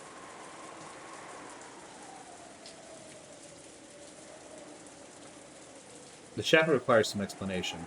It wasn't in the mansion, but in a grove behind the mansion, which could be reached after a short walk. It had been built at the same time as the mansion had been constructed on Rokkenjima, so while its outside walls had been repaired many times, making it look new from the outside, it was a very old building. Rosa and Genji had dashed through the rain together. Just like the previous night, the rain was falling in earnest.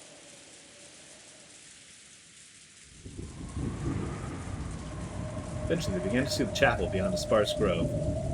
It really is funny. It really is funny to see them branching out to new areas because, like, they got enough money from the sales of Chapter 1. Because, like, this was released, like, in, like, they were, like, sequels to each other almost, right? They would release Chapter 1, then Chapter 2, and then whatever. They're episodes. Or episodes, right? Yeah. So, like, I think it's really funny that they're like, okay, we have the budget to add, like, a couple more CGs, so, like, let's make some new backgrounds and some new places.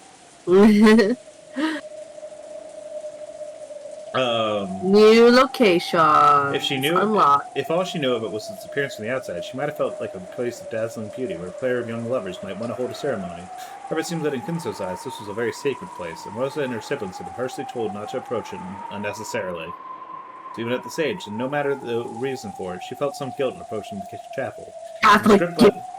Yes, and was gripped by the fear that she would surely make her father so angry he would slap her across the face. Servant silhouette could be seen in front of the entrance to the chapel. Koda, Shannon, and Cannon. It meant that all the servants in the morning shift had gathered. A short while ago, Rosa had been told the nature of the situation verbally by Genji. However, without laying eyes on it directly, she hadn't been able to understand. Probably all the servants gathered there were the same. So, Kumasawa and I guess Nancho is still unaccounted for. I'm kind of grouping him with the servants almost, even though he's like, you know, I guess he's like only technically an employee. He's not family, I guess. Yeah. So all the servants are spared this time. Goto was dead the last time. God, man. Shannon was also dead last time. Yeah. So, like, with the exception of Shannon, because, like, I know they're saving Shannon. I guess that means Ava's probably dead then, and Hideyoshi as well. Because they're not going to be used for the couple sacrifice this time around.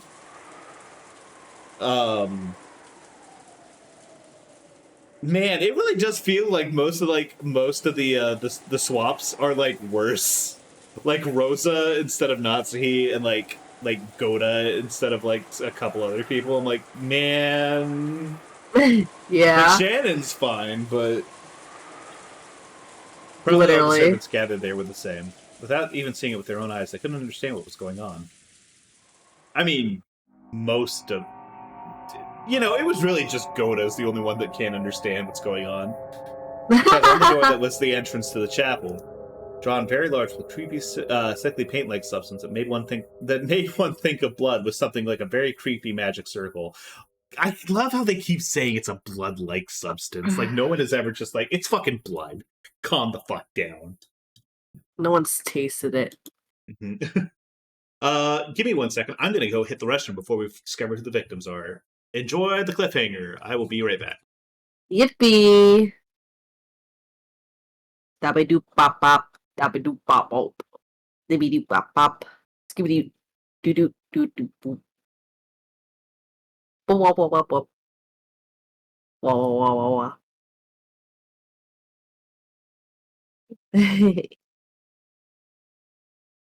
Dippy dippy dippy dippy dippy. Dabba doopy dippy. Dippy dippy dip. Hope you guys are enjoying this. I dedicate it to you, everyone that has a purple name in the chat.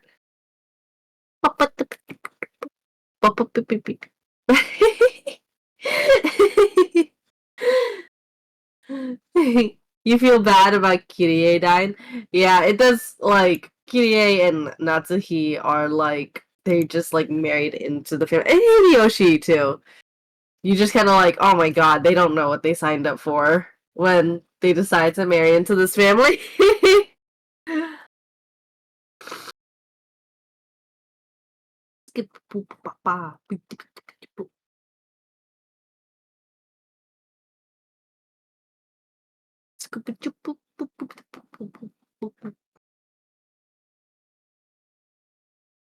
They didn't know. No one knew! I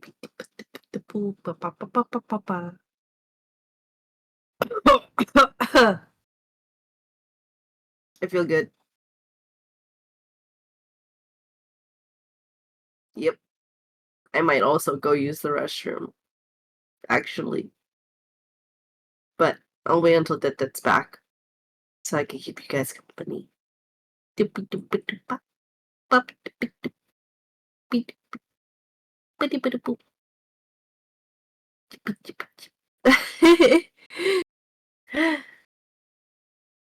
Ah! I hope everyone is having a good weekend.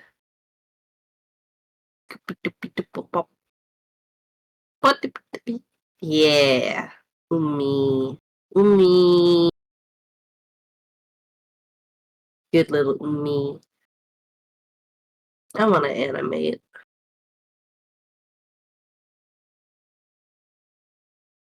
Could be better, could be worse. Wrong answer, Dagger. You're supposed to say it's going so fucking good. My favorite streamers ever are streaming tonight and providing me the most best entertainment they could have ever had in my whole life. And I love you, Umineko. God bless America. Yada yada yada. Yeah, yeah.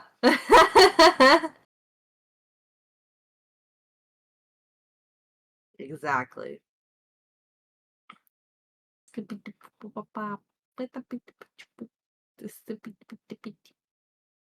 And make that some kind of copy pasta. Make sure to like throw in like full government names in there, like Struggle Punk 2 and like Dead Cadets and I don't know. What in the fuck are you telling my chat? What are you telling my chat what to do? What the fuck? How much of it did you catch? All of it. I heard every fucking thing. I heard every goddamn word you said. What's the issue then? You're silly. I'm gonna go use the restroom and then All I'm right. gonna dig into the candy bowl and see if I can find chocolate. Gotcha. All right. I Give me think I 1 ate second. most of it though at this point. Give me 1 second. I'm gonna take care of a couple things then real quick while you're doing that. We're still on hiatus, guys. Sorry. Bye bye. Papa, scapato. Hold on, I'm gonna put my headphones back. I got paranoia. We can all hear.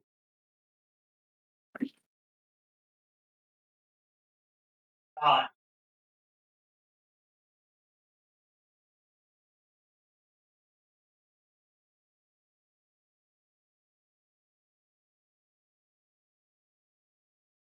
how y'all doing today? How's everyone doing? I know Eddie already asked that, but fuck that. I'm here now. How are you doing? This stuff isn't directly described as blood. That's fair enough. Could be better, could be worse. Hopefully you don't find some salt. Yeah, God, I'm really looking forward to that coming. Actually, give me 1 second. I'm gonna look outside really quick because I know I left the house, but I didn't really check. I'm gonna see if there's a package outside my door real quick. Because I saw a couple other people got their packages.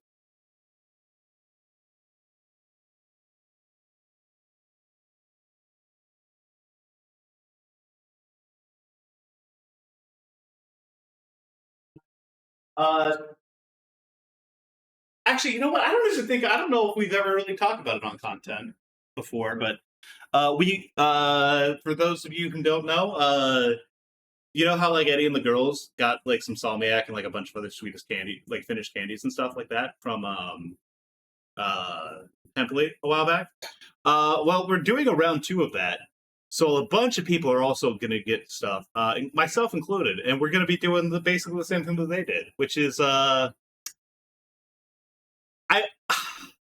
looking forward to it, but I also feel like I have an impending execution, like I have a court date set, you know.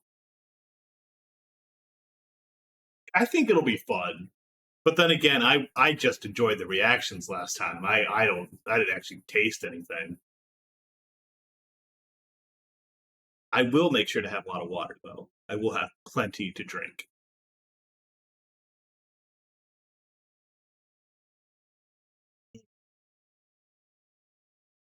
It's so I need Beatrice to start talking to people. Like I need her to just be like hanging out with the crew. I need her to just constantly be talking to everyone. For that was my best birthday ever, thanks to Hempely. I'm glad Finnish sadism like really helped improve your day, Dagger. I'm really happy, genuinely. Doopy doopy doop. Hey, welcome back. Anyways, paint blood-like substance, magic circle on the door. Fucked up. Oh, do you have your headphones on yet? Okay, you do. Okay. What is this? When was it drawn here? The servants looked at each other. Goto was the first to open his mouth. My apologies. We do not usually trespass here, so we don't know when it was drawn. Who was the first person to find it? That was me. When I went to the dining hall to clean away the tea set, there was a memo with a chapel written on it. Shannon held out the memo with a shaking hand. Whose handwriting? It isn't Nissan's or Nasan's handwriting. And then you came here and found this, right? Yes. Rosa, you were there talking to the witch last night! The fuck is going on? Look at this. What? Happy Halloween for... What? Kind of was pointing at a single line of English written below the creepy magic circle. Until it had been pointed out to her, she thought it was just another part of the magic circle and hadn't noticed it. Written there in English was the words, Happy Halloween for Maria. That's really funny. Happy Halloween for Maria. I wish for an enjoyable Halloween for Maria. Creepy magic circle for Maria. Happy Halloween.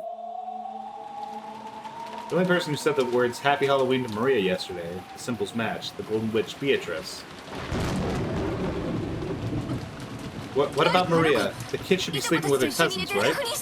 Did you check? Apologies, we just now realized that Maria-sama's name was written here. We still have not checked. I shall. What are you doing? I'll go check on Maria and come back. Also, inform Cross, Nissan, and the rest. Receive their instructions on how to proceed. I love how she's, like, already preemptively delegating to her siblings, despite them definitely being dead.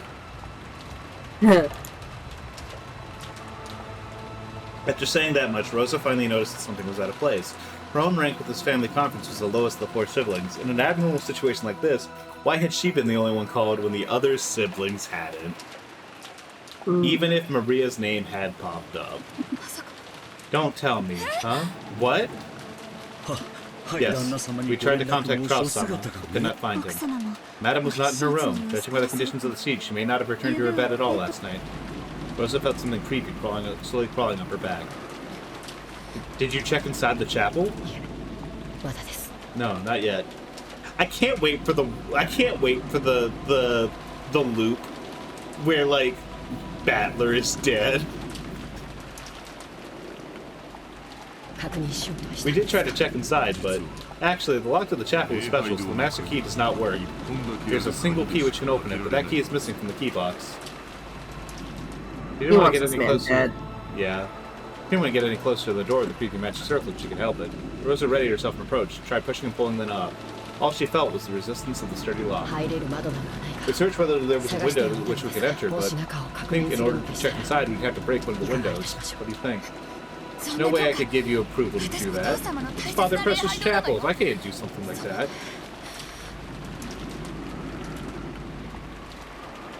I think breaking the door would be easier. Yeah. The events of the previous day swirled around the back of Rose's mind. That's right, I met that witch in the rose garden. Didn't she hand Maria an envelope? Yes, I'm positive she did. When Maria tried to open it, the witch told her not to do that yet. She definitely said, time will come soon to open it. Rosa became convinced. There could be no doubt. That letter which had been handed to Maria. Also, she didn't pull out the envelope during dinner as far as we know right now.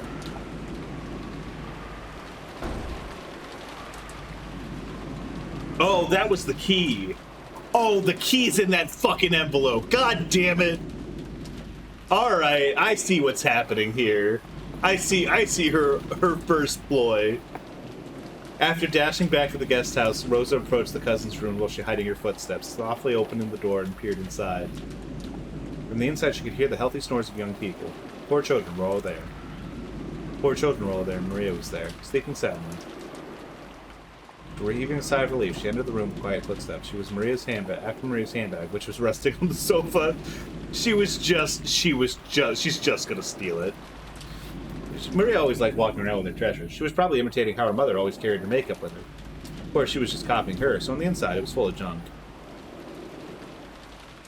In Maria's case, it was full of small, creepy, occult-like items in the notebook in which things like that were noted. Rosa had once been happy to see her daughter walking around with those kind of ungirlish things. However, after she tried to force Maria to stop, they got into a big fight. She decided to let it be. Here it is. This is it. A western envelope with the crest of the golden eagle. She shook it out. She could tell there was a heavy cylindrical object inside. She could tell by its feeling by weight. There was no doubt. It was a key. Turning around and checking Maria was still sound asleep, Rosa tore open the envelope and tipped the contents out into her palm. Well, it's easy to refute this one. This is literally just like she made a copy of the key. It was a key with an old and intricate design. Rosa grasped that key and dashed out. Seems the Battler noticed those sounds, but after grumbling and turning over in his sleep, he started snoring it. He's not his turn yet! It's not his turn! He's too busy sleeping. Genji-san, could this key be the key to the chapel? Where did you... Yes, this is the key to the chapel. Rosa approached the creepy magic circle once again and put the key in the keyhole. There was a strong resistance. After resisting for a short while, it stopped the resistance with a plunk. Then, squeaking with a noise that hurt one's ears, it slowly began to open. Are we gonna get bodies this time? Or, like, any kind of art? Or are we just gonna get, like, more description of, like, gore? Lovely description. Anyone there? Her voice reverberated throughout the massive room. Of course, there was no answer. I mean, I could provide, like, manga panels if you want. That's fine. The chapel had a high ceiling, the air was cold. And even on this rainy, unsettling day, for some reason it felt sacred. The servants timidly followed after Rosa. Rosa-sama. Rosa-sama, look at that. Kana noticed it immediately and pointed. Over there was the altar. The place where normally a pastor would preach of God's love, there was a table that shouldn't have been there. At first it looked like a dining table. Actually, there were gorgeous plates and utensils set on the table, enough to make you think that it was a child's birthday party or something. On closer inspection, the surrounding area had been decorated with pumpkins and black and orange ribbons. They were probably Halloween decorations. There were people seated at the table. 3 people on each side, facing each other, seated in chairs. You recognized at a glance. Kraus and his wife, Ava and her husband, Rudolph and his wife. If you asked if these were definitely them, you'd still have to go over even closer to check. Because they seemed almost like dolls. Rosa and the others had opened the door, entered all at once with the sound of many footsteps, and called out, asking if anyone was there, and yet there had been no reaction. Even assuming they had chosen to ignore them, normally you'd expect there to be some kind of reaction, and there hadn't even been that. So at first, it felt like someone had set down dolls with a lot. Rosa being the only authority figure left is so fucked. Yeah. This one's gonna go right off the fucking rails. First, it felt like someone had set down dolls that looked a lot like them. Right now, it wasn't just Rosa. Shannon and Cannon, and even Goda. They were all fighting frantically against the rising creepy emotion tightly grasping their hearts.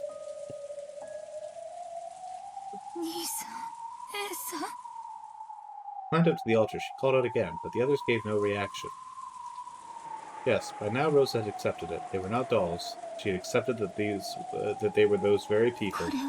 This is...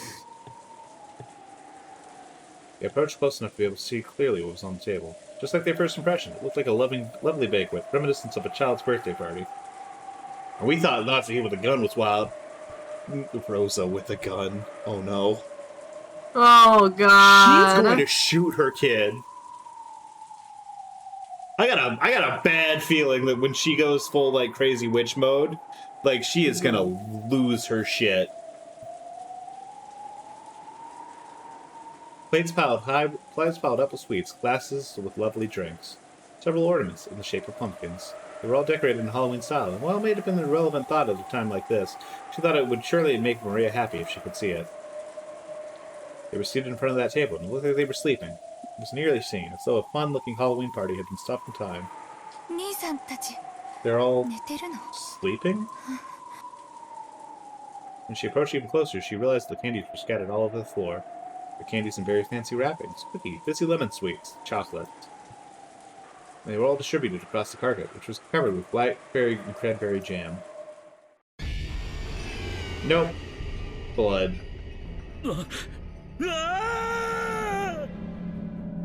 Rose and the rest finally realized what the situation was. It was a Halloween party. A banquet for those not of this world. Kraus, Natsuhi, Eva, Hideyoshi, Rudolph, and Kyrie, 6 people in total, were seated in chairs, dead as if though they were sleeping. How could you tell they were dead and not simply sleeping? That was because they were, from their chest to their stomachs, vertically sliced open. Gotcha. Feels like you probably should have seen that a little bit first, but okay. Kraus-sama. How cool. God, if this had a well-made anime adaptation, this scene would be done. This scene would be done so well. Don't forget all the sensors, though. Killed with their stomachs sliced open. Was the jam that covered the floor something that they couldn't finish eating, which had overflowed out of their stomachs? No, the contents of their stomach had splattered across the floor, and that wasn't all. From their stomachs, almost as though they had spilled out sweets. Well, okay. Candies, cookies, and fizzy lemon sweets and chocolate had spilled out, stained with blood, and scattered across the floor.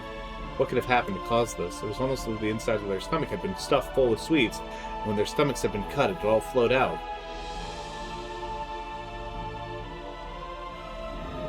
Rosa remembered a gross-out meal, a turkey that had been served at her own birthday when she was a young girl. She put the knife in from the inside, her very favorite, because no one had told her about it at all. Bright red ketchup omelet rice had poured out like blood-stained maggots. Blah, dripping, slimy, pulpy, sticky.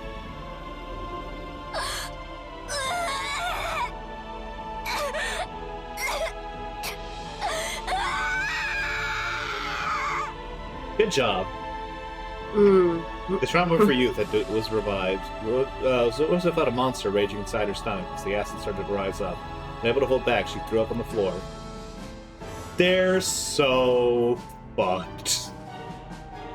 Her empty stomach couldn't throw up anything but stomach acid. The scene in front of her was no longer a fun Halloween party by any means. 3 couples have been placed there with their stomachs vertically gaping, wretched open with a yeah. Lots and lots of sweet have been stuffed in there. Pulpy, blood and guts and sweets are overflowing out of the flame. Bloodstained, sticky, sloppy, pulpy, wet, sweet candy stuck to each finger. Gummy. Ah, but it's same with their entrails, sloppy, pulpy. What was it that I stepped on just now? That didn't feel like a candy or a cookie or a fizzy lemon sweet or a chocolate. Ah, I'm so scared I can't even look at the bottom of my foot to see what I stepped. They're so fucked.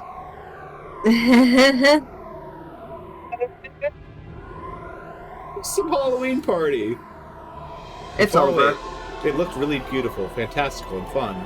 When you see it up close, it's really terrible, disgusting, and yet still somehow beautiful.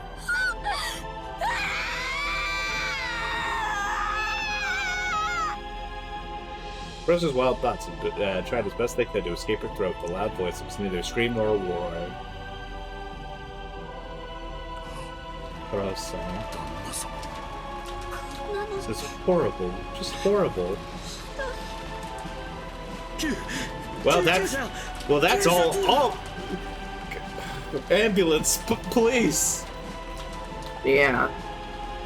Well, I guess it really has to be Shannon. I don't think there are any couples left. Yeah. She's so fucked. That's right, the police. Police.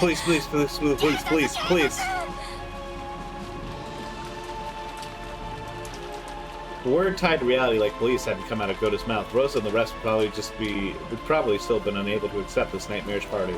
But that wasn't because they thought the police might be able to do anything. They didn't say police out loud. It felt like another seat would be set up at this demon's party and given to them. It felt like their own stomachs were getting uncomfortably filled from the inside, rumbling, turning, surely because candy was starting to overflow from their stomachs. Rosa was once again tortured by a desire to vomit, threw up her stomach acid on the floor. Then she searched, to see whether there was any candy mixed in. Oh, they're so fucked. This shit is not gonna go nearly as clean as the last time.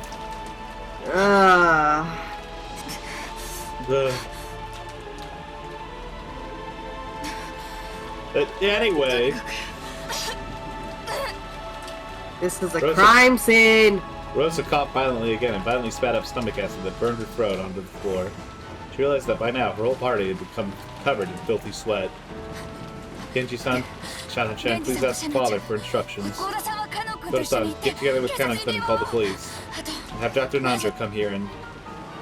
Have Nanjo come here and what?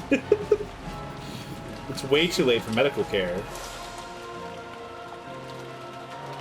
Servants accepted their orders and dashed outside. After watching them leave, Rosa once again fixedly cast her gaze upon their siblings, who had been through life's joys and sorrows with her, and their partners. Even though there could be nothing more tragic, for some reason their fantastical deaths tempted her. To describe them as beautiful. This one's so fucked. This one's gonna go so fucking sideways. Are you excited? I am so excited. They're not here. Where'd they go? Serving room and the kitchen are both empty too. What the hell happened? Mama, where are you? Letter. My letter I got from Fido.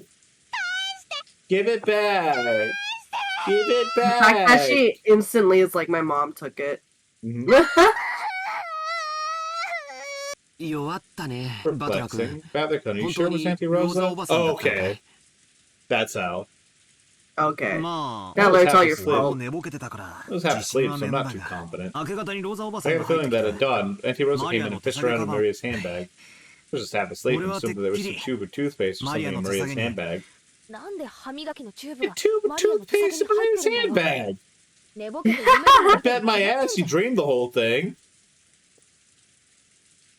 Bad that vaguely remembered Rosa entering the cousin's room and Maria, who had woken up first and started rampaging around, saying that someone had just opened the envelope that she had been keeping safe. So they had started wondering whether Rosa had come in and opened it.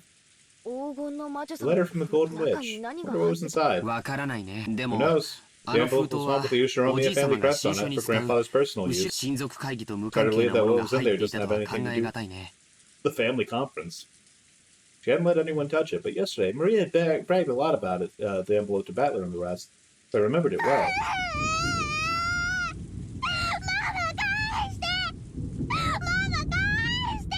Mama, give it back. Mama, give it back. Yep.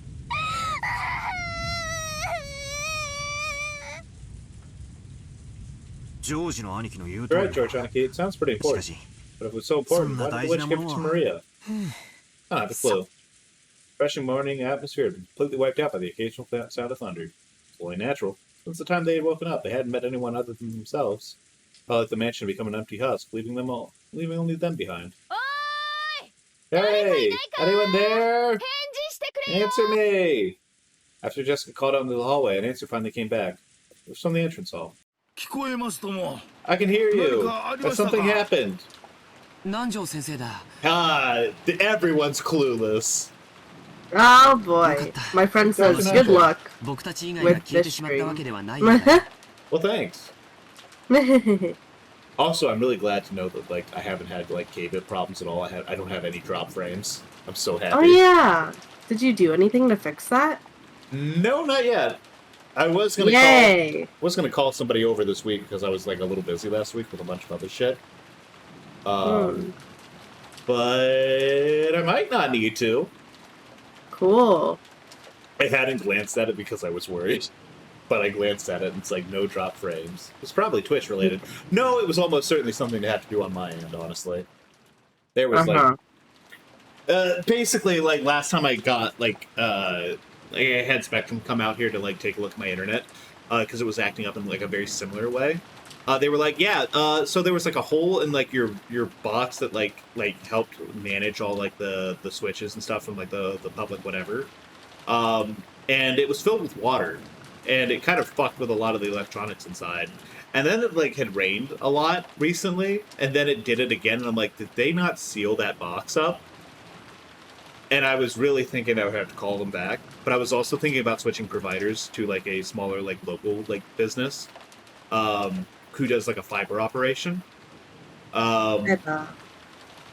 Which might have been better, but I know. But now, it seems like it's mostly fixed. So, I'm fine for the moment. Still should probably get that taken care of sooner or later, but who has time to do anything these days, you know? Dr. Nancho, great. Looks like everyone hasn't disappeared from this island but us. Dr. Nancho, good morning. I'm sorry, do you know where our parents went? Dear me, I've only just come here after waking up, you see. No idea, I'm afraid. It was only natural. Nanjo was a guest like the rest of them. He just now come to pass time in the parlor until breakfast. Dr. Nanjo, Mama took it. Mama took my letter. I wish it would rain where I live. Yeah, there's a lot of areas that have been not getting a whole lot of rain recently. We have been getting quite a bit of rain. New Jersey's in a drought. Yep. Give it back, give it back! Maria buried her face in Nanjo's well-built stomach, sobbing and crying. Aww. Nanjo could do nothing but be bewildered. Spite of her. Dr. Nanjo could do nothing but be bewildered at what was going on so early in the morning. He's like, what? I just woke up. Yeah. Someone's running this way. Jessica, someone's coming. From down the hall, they could sense people running hurriedly. When they looked, they saw it was Goda and Canon. Running inside the mansion should have been immodest for a servant. Yet Battler and the rest didn't even think to question that now. Maria's sobbing had become so unmanageable they wanted to ask someone, anyone, where Rosa was. But the two servants ignored Jessica as she waved her hand. Goda flew into the servant room, and Canon, noticing that Nanjo was there, bowed and approached him at a quick pace and whispered something into his ear. What'd you say? Rosa-san is? Yes. I will guide you, so please accompany me. Alright. This way. Without saying anything more than that, Canon finally noticed Jessica and bowed to her, but he wasn't calm. He dashed back down the corridor which he'd come, followed by Nanjo. By looking at how hurried they were, Battler and the rest realized something bad had really happened. He saw Goda through the door to the servants' room, which had become flung open. With the telephone receiver in his hand, were finally pressing the hook. From that, they realized that he was trying to call a hospital, and pleased. In any case, he was trying to call someone because a serious emergency had occurred. So go see what's going on. Yeah. Mama, give it back. Give me back my letter. It's an invitation to the Golden Land. They didn't know it, but something was happening. They didn't know what, but something was happening. Badger and the rest chased after Kenan and Nanjo. And then we realized Hanukkah had called Dr. Nanjo, but he hadn't called us. So we should never have followed. I wonder if Alice didn't regret her excess curiosity when she chased after the rabbit holding the clock. I don't remember the last time I took my medicine.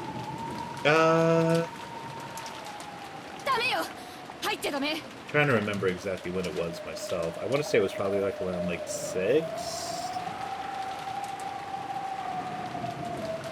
Maybe like 5 or 6, something like that. Probably safe to take more medicine, right? Probably. No, you mustn't come in. You mustn't look. Jessica-chan, no! Bad dog. No. I guess everyone's parents got affected this time.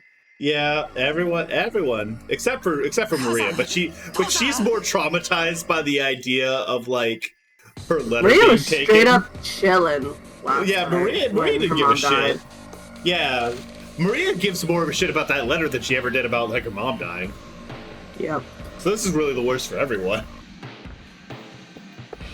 Mom, Dad, what happened? See, now if Ava was here, she would have never let the kids see it. What the hell is this? There's a limit to how degenerate you can be. Isn't taking someone's life enough? What the hell is this? After you killed them, you actually bothered to sit them on chairs, slice their stomachs, and stuff a ton of sweets inside. Why the fuck would you do something so sick? Maria had the copium of Bito reviving her mom eventually. Yeah, that's right. Fuck this! This! Great work, shithead! Looks awesome! Looks fucking awesome! He's having the best breakdown imaginable of this. He's so cool. It's pretty different from the last one. It would be better if you all went outside. There's no way they wanted you to see them this way. Nanjo told the children to go outside, but no one lent him an ear. Please tell them. They keep looking at something like this, it will do nothing but harm. Rosa regretted her own carelessness. I bet that's a line we're going to be hearing a lot. She should have been able to anticipate that the children would eventually come here. She should have quickly locked it instead of standing around. Now the children had come. They had seen it. Surely in this very moment they were having a sight burned into their very eyes, which is far more grotesque than the gross-out food that Rosa had seen in her youth. She hugged Maria, who seemed to have forgotten her emotions, who stared dumbfounded at the horrible scene. Rosa shed copious tears for them and their parents. Before groaning and crying voices, their sadness continued to echo in a place which should have known God's love. Piece of shit!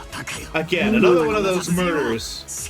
And yet again, you made it all elaborate, killing them like it's a perfect joke. Oh, is this like Tea Party, like, interjections? Yep. Neat. Yeah, let's go! Oh, that's good. I was hoping I'd hear words of gratitude rather than grief from you. Gratitude? Did you say gratitude, you old bitch? Damn. If there's something wrong with your ears, I'll cut them both off so you can hear better. Why would I have to say, oh, thank you very much, Beatrice-sama, about the supremely fucked up way of killing? I'll beat you to death! In the last game. Whoa! Whoa! Yeah! Whoa! Yay! That sprite's crazy. In the last game, you were grieving that you couldn't see your parents' faces when they died, I believe. So I left them. Didn't touch them. Take a good long look and see that without a doubt your father and the others have been killed. I'm gonna mute really quick. I got more tea, I guess, for my friend. Gotcha. Really? Wow, you deserve full marks from top service. I'm so happy. I swore that if I choked the life out of you, I'd plow your face, but I take that back. I'll drag out your guts. You'd what? You'd what her face? Battler, calm down. Oh, don't give in to emotion and stop thinking. My game has already begun, you know. This is really fucking... Ooh, I love these sprites. I decided to leave the corpse clean this time. Do you know why? When you were denied my existence in the last game, you denied me by thinking in the following way. That is, their faces are crushed and the identities of the corpses cannot be confirmed. Therefore, the possibility that the fake corpses have been prepared to create an alibi cannot be eliminated. As long as that possibility cannot be excluded, the human culprit theory can be maintained. What did you say?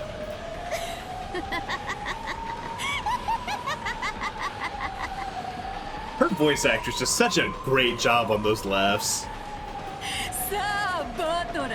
Oh, Battler, are you sure you don't want to leave? You wish to leave the examination of the corpses to Nanjo?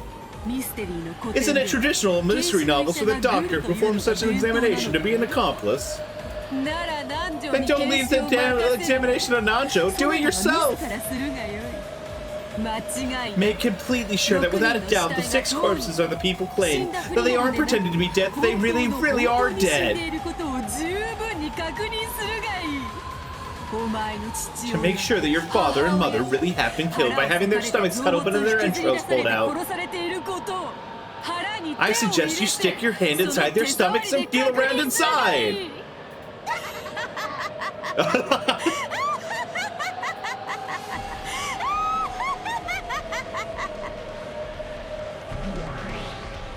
Delightful.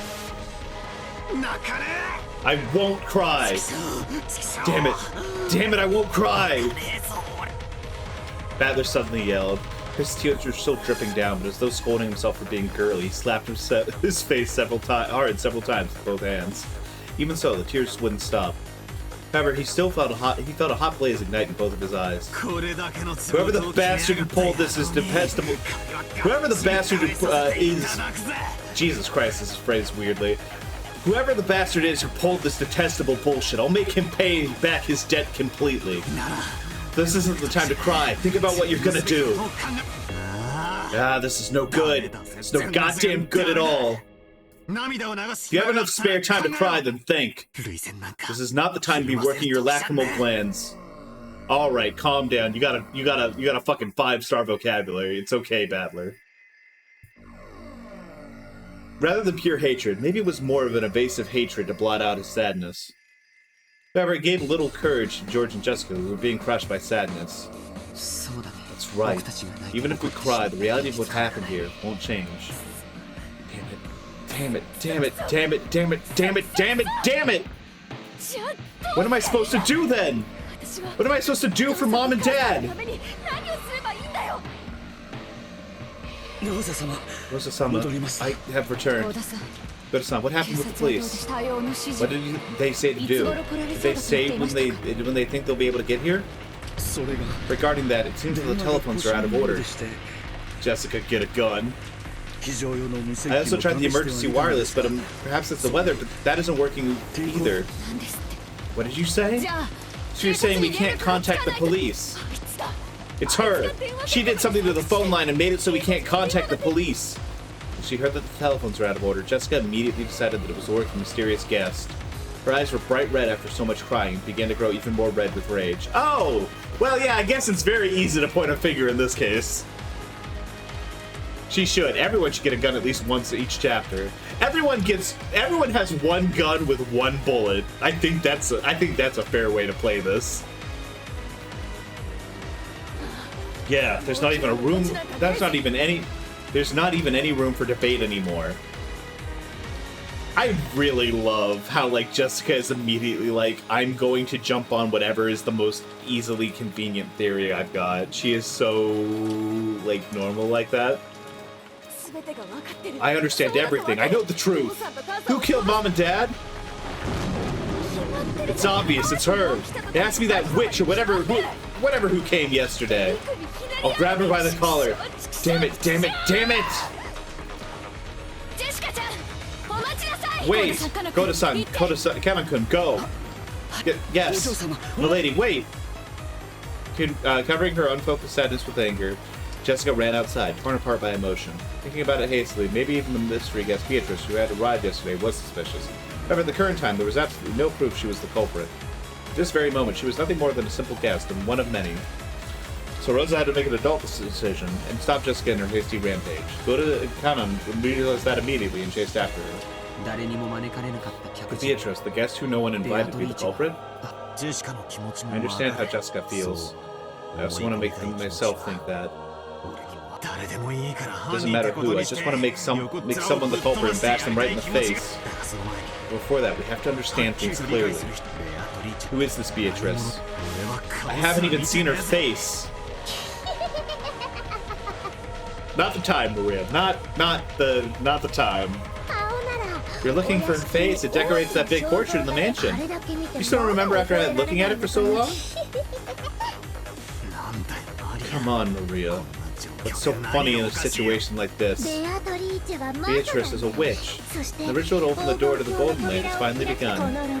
These 6 people are sacrifices. Now the witches' banquet shall begin. Tonight's Halloween. The witches gather now in celebration.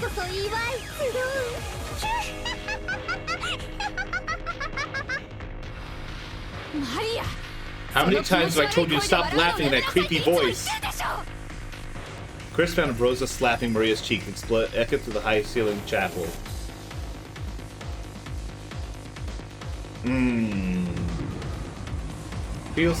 Kind of feels like ever since the rain started yesterday. No, ever since the island became wrapped up in the typhoon, something has gone crazy. Hey, Ham, how we doing? I arrived in Rokkenjima while it was clear, taking a nap because I had gotten up early. When I woke up, it had already started raining. After I got up, that's when it all started. Suddenly, a mysterious visitor had arrived, started calling herself the Golden Witch Beatrice, and it felt like the world started skewing a bit by bit into something insane. What had happened while I was taking that nap? During that time, this island had been cut off, trapped in a different world where common sense doesn't apply? Who is this person called Beatrice? Is she some unknown person trying to involve themselves in the inheritance problems like our parents were freaking out about at dinner last night? Or is the culprit the witch from the Legend of the Gold, like Maria says? Even if Jessica hadn't let her short temper get the better of her, in this situation, the visitor was probably the most suspicious. We mustn't jump to conclusions like that. Yeah, it's no good. No goddamn good at all. I smacked my face with both hands again, cooling my brain off before it overheated, even though it might have been a waste of effort.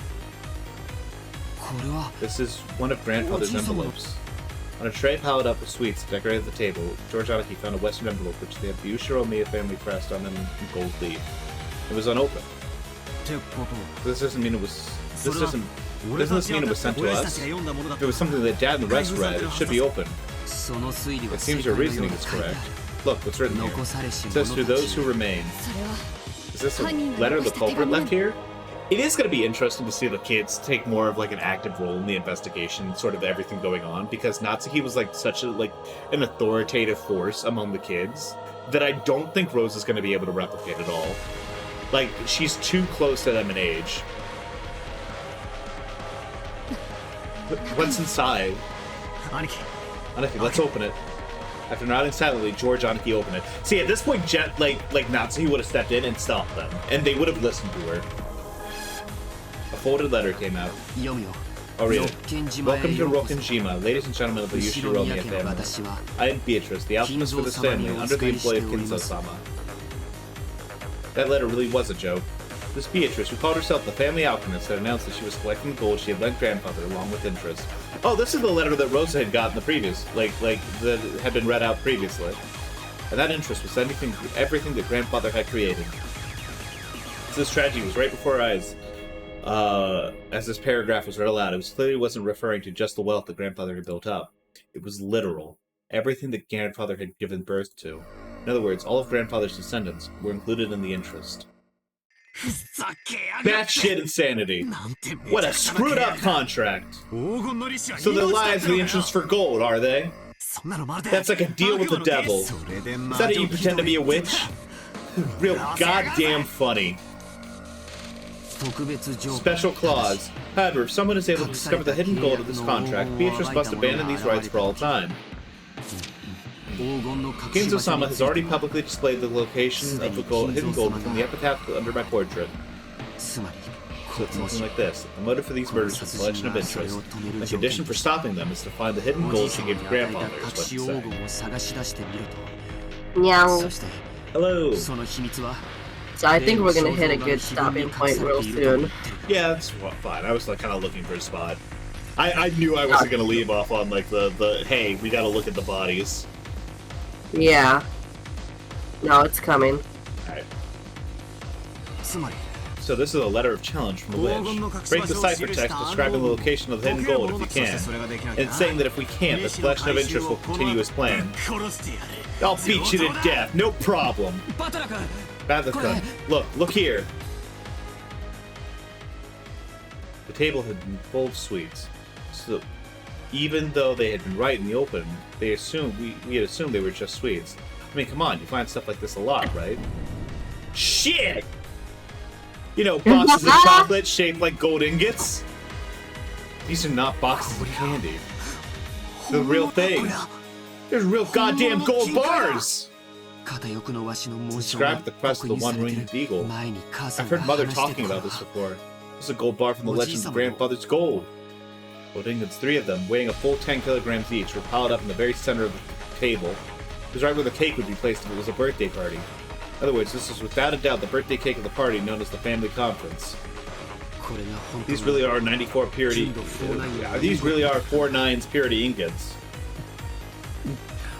Holy crap. They're worth about 60 million yen. You stupid bitch! That's way too cheap! 6 of our parents have been killed, and the gold you throw our way is a measly 60 million yen! Don't take us for fools, damn it!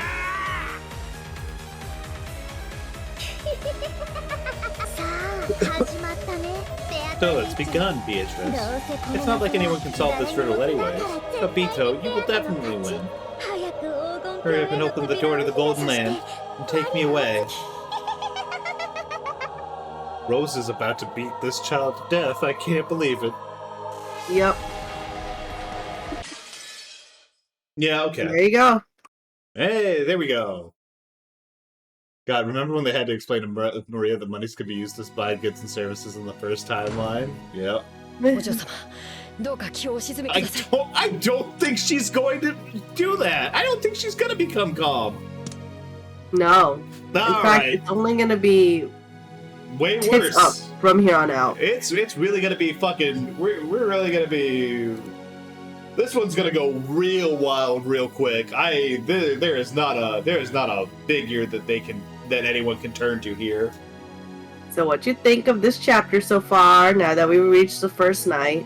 I'm so tired of I need Battler in my veins. I'm so tired of these other people. I'm so tired of George.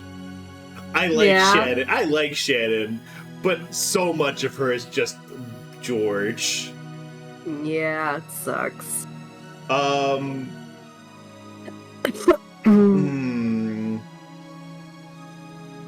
I know we're gonna see some stuff about like Rosa, and like this one's basically gonna be all about her relationship with Maria, and there's gonna be a ton of stuff, and like we're really gonna see what happens when like it's just like, yeah, my mom doesn't matter. I'm a witch. This is what I'm doing now. I've made my choice in this, and we're really gonna see some fucking fallout from that. I'm looking forward to that.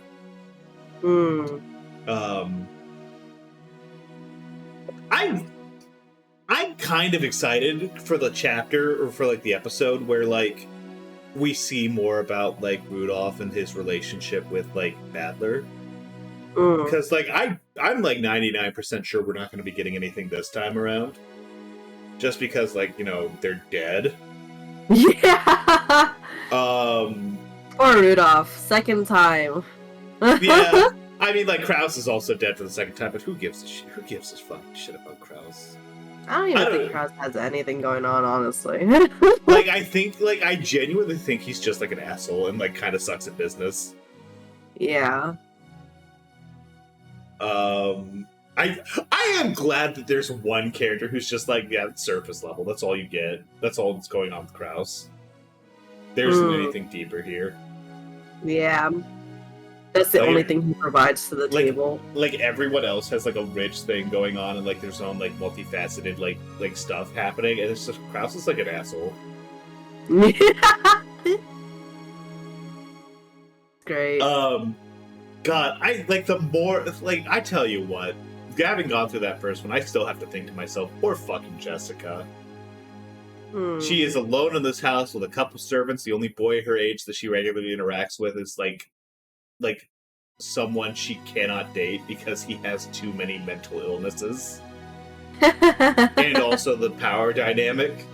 Her dad's an asshole. Her mom is like, her mom does love her, but is like very micromanaging and controlling and like needs her to be the best so that she wins like the succession, whatever.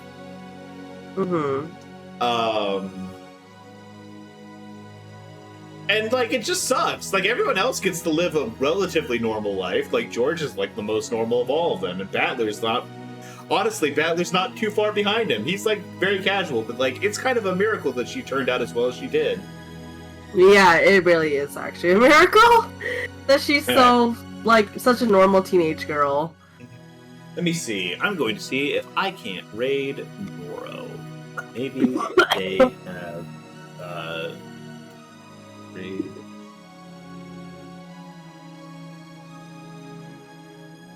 Yeah, alright, we can raid into them. Alright, we're gonna go send you guys over to Noro. Thanks you guys for coming out. Once again, really loving Umineko. This is, every time we get to come back to this, is a treat. You guys have a good evening, enjoy your weekend, and we'll see you guys later. Bye-bye. Bye-bye. I don't know why